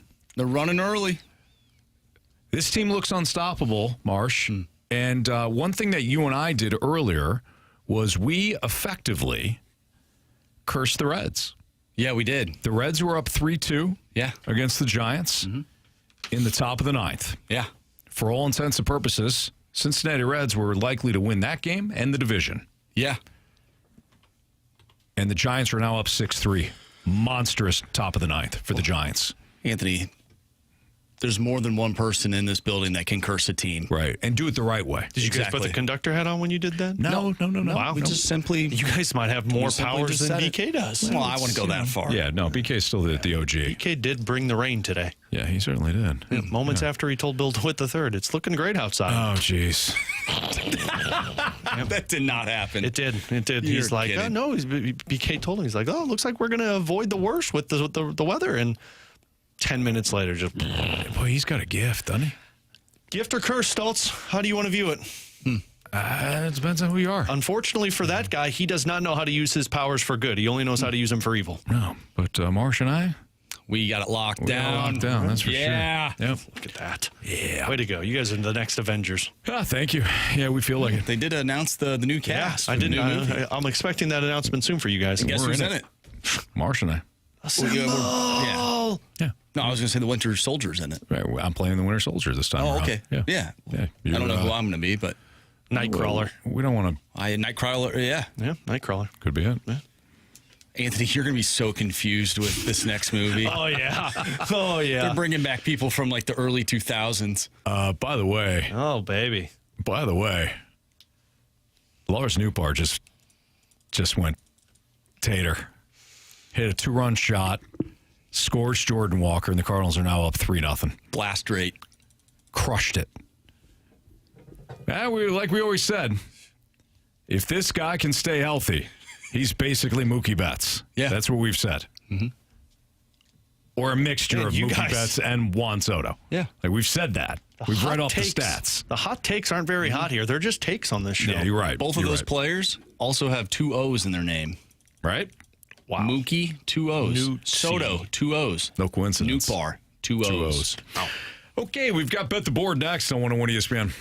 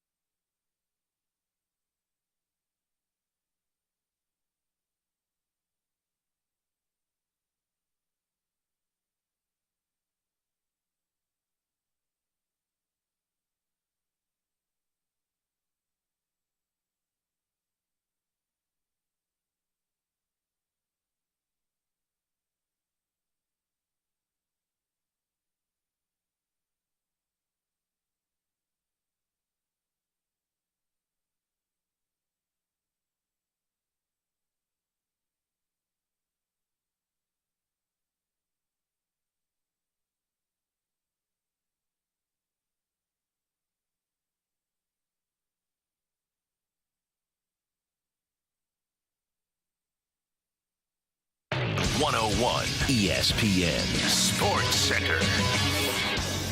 I'm Andrew Marsh. It's time for a Sports Center update brought to you by Saliga Heating and Cooling. The Cardinals lead the Twins in the top of the third inning. The score is 3-0 Redbirds, thanks to Lars Nootbaar, a 2-run blast.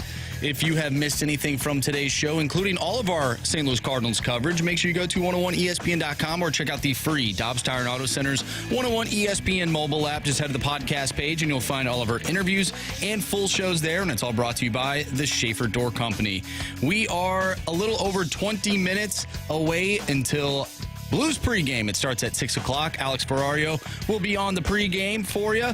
Puck drop will be at 7. The Blues look to go and win 8 games in a row against the Nashville Predators tonight. We'll see if they can pick up that victory, Anthony. We'll see if I can pick up the victory and bet the board, because bet the board is next, and I'm down by 1. Right here in the Fast Lane, I'm Andrew Marsh, and the Sports Center update is brought to you by Saliga Heating and Cooling, an independent American Standard heating and air conditioning dealer.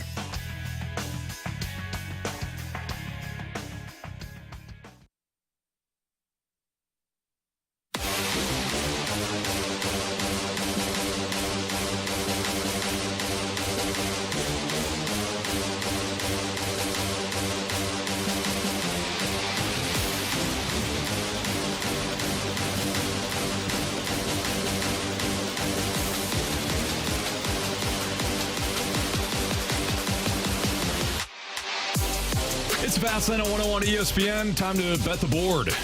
Alex, you are going to make a selection for our guy, Kerry Davis. Okay.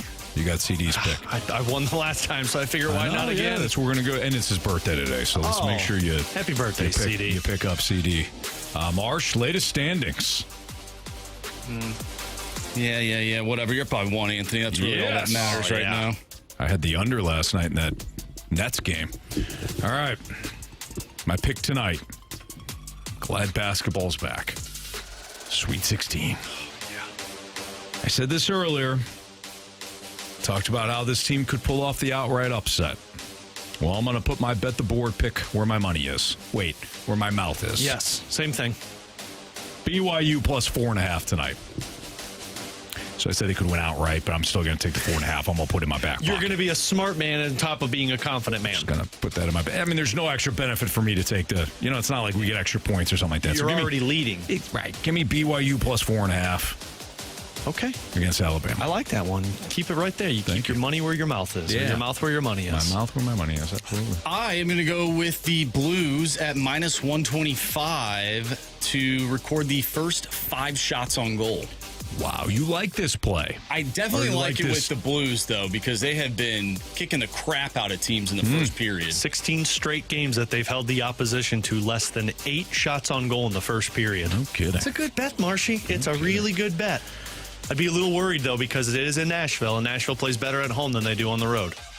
But it's a good bet. Why are you telling me that now? No. Well, I was just adding fuel to the fire. This team's playing great hockey. I'm going to stick with it. All right. Jamie just texted us, and he said even though Torts got fired, he's still taking his Flyers. Plus 110. Plus 110. He likes them Flyers against the Canadians. He saw the Canadians play the other night, and he wasn't impressed. So he thinks that now that Torts is out of the locker room. New coach bump is what I always say. Bump. Flyers plus 110 for Jamie. That's a bet. That is exactly a bet. Well, since CD is enjoying himself out in Hawaii, I'm going to make sure he enjoys the rest of his evening with a victory. I am taking a Jake Neighbors anytime goal. Jake Neighbors. Plus 370. Anytime. This screams Jake Neighbors. Nashville Predators, mucky type of game. Oh, yeah. Right in front of the net. There you have it. There's bet the board. 3-0 Cardinals. Sonny Gray just worked a excellent third. So we're heading to the bottom of the third at Busch Stadium as the Cardinals have taken a 3-0 lead. We're just joining us. Lars Nootbaar touched some seats. Nobody had Lars in our home run derby game. Who'd you guys take? I took Arenado like a fool. I did too, man. Like a fool. Marsh has his guy Alec Burleson. No, I had him for the hit. I have Ivan Herrera to hit a home run. That's right, because doubled down on last year. Had the vision. That's right. I had the vision last year. We'll see if it comes to fruition in 2025. And then we gave Carey Victor Scott because he also has. Carey. No, what? No, on his birthday? Sorry. No. Sorry. Absolutely not. Carey was really high on Victor Scott this spring. He loves Victor Scott. Yeah, so he had Victor Scott. And then Jamie took Wilson Contreras. Kind of the chalk of the group. Yeah, that's a pretty chalky bet. It's a good bet, but it's a chalky bet. I even thought about Newt Bar, but I'll give him credit. T-Bone took Newt Bar today. Did he? We did our home run, and I said Arenado like a fool. Yeah. BK had said Wilson Contreras like the chalk he is, and T-Bone said he felt a leadoff home run. Now, didn't lead off home run, but still hit the home run. Did you let Tanner or Bradford play? No, Bradford was. It's not that we didn't let him play. I'm not sure if Bradford was able to participate at that time. Didn't let the guy running your board dealing with all those technical issues. Look, Stalter, it was a cluster fast lane today, okay? It was a cluster fast lane today. Well, listen, write him an apology, and I'll let you guys go on that. Okay. In cursive, too. In cursive. Bradford respects the cursive. Of course he does. Use plenty of big words. So, the Cardinals are up 3-0 right now. They look good offensively and, for the most part, on the mound. Sonny Gray had a shaky second inning, but he worked in and out of a jam. Jordan Walker already has a hit on the season. Lars Nootbaar, like we said, he went Yabo. So, Cardinals look good thus far. Real good. They've answered every one of our questions today. Every single one of the questions. Whether or not they would be competitive. Yep. Whether or not they can beat a contender. Yep. Whether or not they're going to win the division. So, it's feeling good right now. Yeah. Marsh, your take. This team's winning the World Series. Yeah, that makes sense. That makes sense. 100 wins? 543. Well, no, actually, I said at the beginning of the show that they'd win 87 and miss the playoffs. So you're a liar. Well, I'm not a liar. Just watch the tape. You've just got more examples to use. If I may. They're up 3-0. They're going to win the World Series. If I may. The Chicago Cubs are already 0-2. Yeah, they are. Because they played those fake games. Yeah. Out in. So are they 0-2 or are they 0-0? Because they're fake games. They're 0-2. Okay. Standings wise. The Milwaukee Brewers lost the Yankees today, 4-2. The Giants did us all a favor. Yeah. By coming back in the top of the ninth when they were down by a run. Wilmer Flores hit a 3-run shot. They wound up holding on in the ninth. They won 6-4. Did they do us a favor or did we do them a favor? You and I. You know what? Us picking, you're right. Us picking the Reds to win the division, you're right. We did them a favor.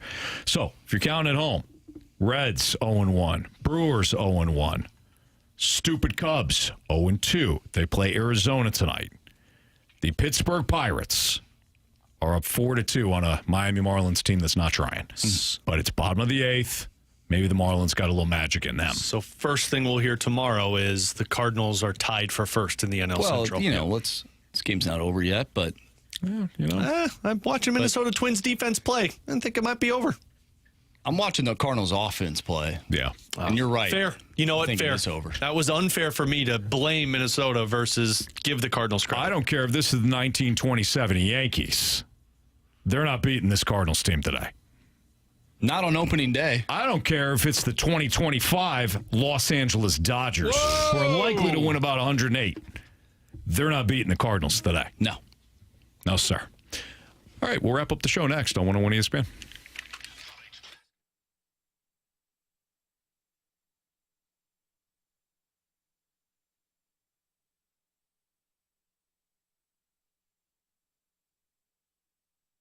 Doug Vaughn here for Green Envy, the company you need to make your yard look like $1 million this year. They've been in St. Louis for over a decade now. Green Envy uses only products that are formulated for our specific soil types and weather conditions and turf types. No national, generic, cheap, ineffective products. Crabgrass going to be a big problem this year. It always is. With the massive amounts of rain we have in the spring, it's sure to wake up even the oldest crabgrass seeds. Crabgrass can lay dormant until conditions are right for up to 15 years. Green Envy deploys a special crabgrass preventer. Their service professionals are commercially licensed applicators as certified by the Missouri Department of Agriculture. Their programs have no hidden fees and no contract.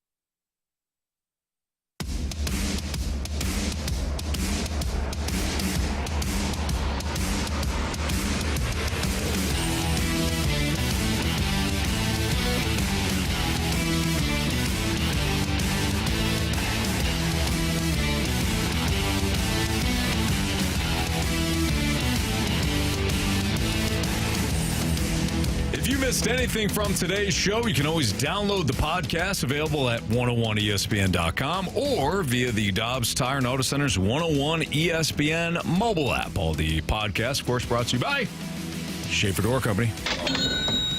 All right, boys, time to find out what everybody learned today. Andrew Marsh, I'd love to start off with you. What'd you learn? Well, we know that the St. Louis Blues right now are an absolute wagon. Oh, yeah. Truth. Yep. My goodness. They don't even sniff what the Cardinals are doing for the first 3 innings of this game. Not even close. Not even close. The Cardinals are running, they're hitting, and they're getting out of jams. Yeah, they are. And they're unstoppable, as you said, Anthony. And not unstoppable, the Marshy Marsh song that I made back in college, but that is the name of the song. Rap song, I would imagine, right? Force. Rap song, right, Marshy? Yeah, it was like a rap pop. Oh. It was great is what it was. Oh, thank you. Oh, yeah. I guarantee it. Yeah, that's why I stopped doing it. Yeah. Hey, you do it once, make them remember you as a legend. No doubt. That's all you need. 100%. Alex, what did you learn today? You know what, Stoltz? I learned that I know nothing about baseball, and I shouldn't talk about the Cardinals anymore. What do you mean? Well, I thought this team's offense wasn't going to be good. They've scored 4 in 4 innings. I thought the pitching wasn't going to be great. Sonny Gray hasn't given up anything yet. Ah, jeez. I don't know what I'm talking about. I should stick to hockey. That's what I've learned. Well, I learned, much like you guys, that the Cardinals are an unstoppable force. Marshy said that perfectly. However, the biggest thing that I learned today is that Marsh and I have capabilities beyond what I thought was possible. We cursed the Cincinnati Reds on opening day. The only opening day that rivals perhaps the Cardinals might be the Reds with their tradition. It's all the videos. And the Giants took a dump on their diamond today. Yeah. They went dump dive. Hot, diamond. steamy one, too. What would be more of a Cardinals thing to happen? They blow this game, or the rain comes back before the 5th inning and this game doesn't count? Bingo. That's mine. Yeah, that would probably be the more Cardinal thing right now. Yeah. And it comes early, too, to where, like, Sonny Gray's rolling, and, like, we get 7 out of them, and then it hits, and it's like, oh. Yeah. Nah, they're going to be fine, boys. Are you kidding me? You guys watching this? It's 4-0. In the 4th. 50 pitches for 4 innings, so it's efficiency. White Sox, Cardinals. Oh. Your 2025 World Series. Should be interesting. Marsh, what do you got for criticisms and compliments? Yeah, the 636 just keeps thinking that we're going to jinx the Cardinals. You know, we're spitting out curse voodoo. No, we're not. All we're saying is that this is clearly one of the best teams in baseball right now. Yeah. Right now. Yeah. At this current moment. 2 other teams, I believe, that have wins. White Sox and who's the other one that picked up the win? Well, the Dodgers won, too. Yeah, the Dodgers won 2 games. Yeah. That's true. Yep. So they are Major the League unstoppable Baseball, force. America's pastime. Let's open again overseas. Yeah. Where you have to get up at 5 a.m. to see watch first it. pitch. Yeah, so you're not doing that. Yeah. So Major League Baseball, once again, says, I don't care about you. To be fair, it is America's game, but that is Japan's team. Yeah, good call. So, okay. Good call. All right. We got a text from 618. Still never got my apology from BD3. I don't know if he knew that. I didn't know if he may not have known. Yeah, he may not have known that he needed to apologize. Maybe they were looking for a public apology to all Cardinals fans. That might be where maybe the 618 is coming from. Maybe he forgot. He's got a lot on his plate today, maybe he knew that this would happen. He did say there was a lot of obligations, had a lot of interviews he had to do on the field for opening day festivities. No, either way, BK didn't let him know. So 618, if you want to blame anybody, it's BK's fault. Well, he's busy, but he's no, special projects guy. No, certainly not. No. All right, let's get to our 3 stars of the day. Please. Before we get out of here, our 3rd star of the day is going to go to not Victor Scott II, but Victor Scott III. Yes, Victor Scott III. Yes. Good for you, Victor Scott III. Mm-hmm. Yeah. If you're confused, go back and listen to our Beat the Streak game from earlier. Yes, absolutely. 2nd star of the day goes out to Alex. All right. For showing up Thank and you guys. helping us out I'll here take for number 2 2. hours. Thank you. And our 1st star of the day, didn't do it yesterday, but Gator in the Snake Pit for the Adam Wainwright puzzle. which Marsh is not done yet, but he's heading to Hobby Lobby after the show so that he can get that glue. We'll get that glue. So that he can piece the puzzle together and save it forever. Yep. Will you have Gator sign it or sign something, maybe a note to you that you can... I got the card. There you go. The birthday card. Maybe I'll slip that in there. Good. Yeah. I think that'd be special. You always want to make sure that you remember him. All right, Blues pregame with Alice coming up right now. We will see you.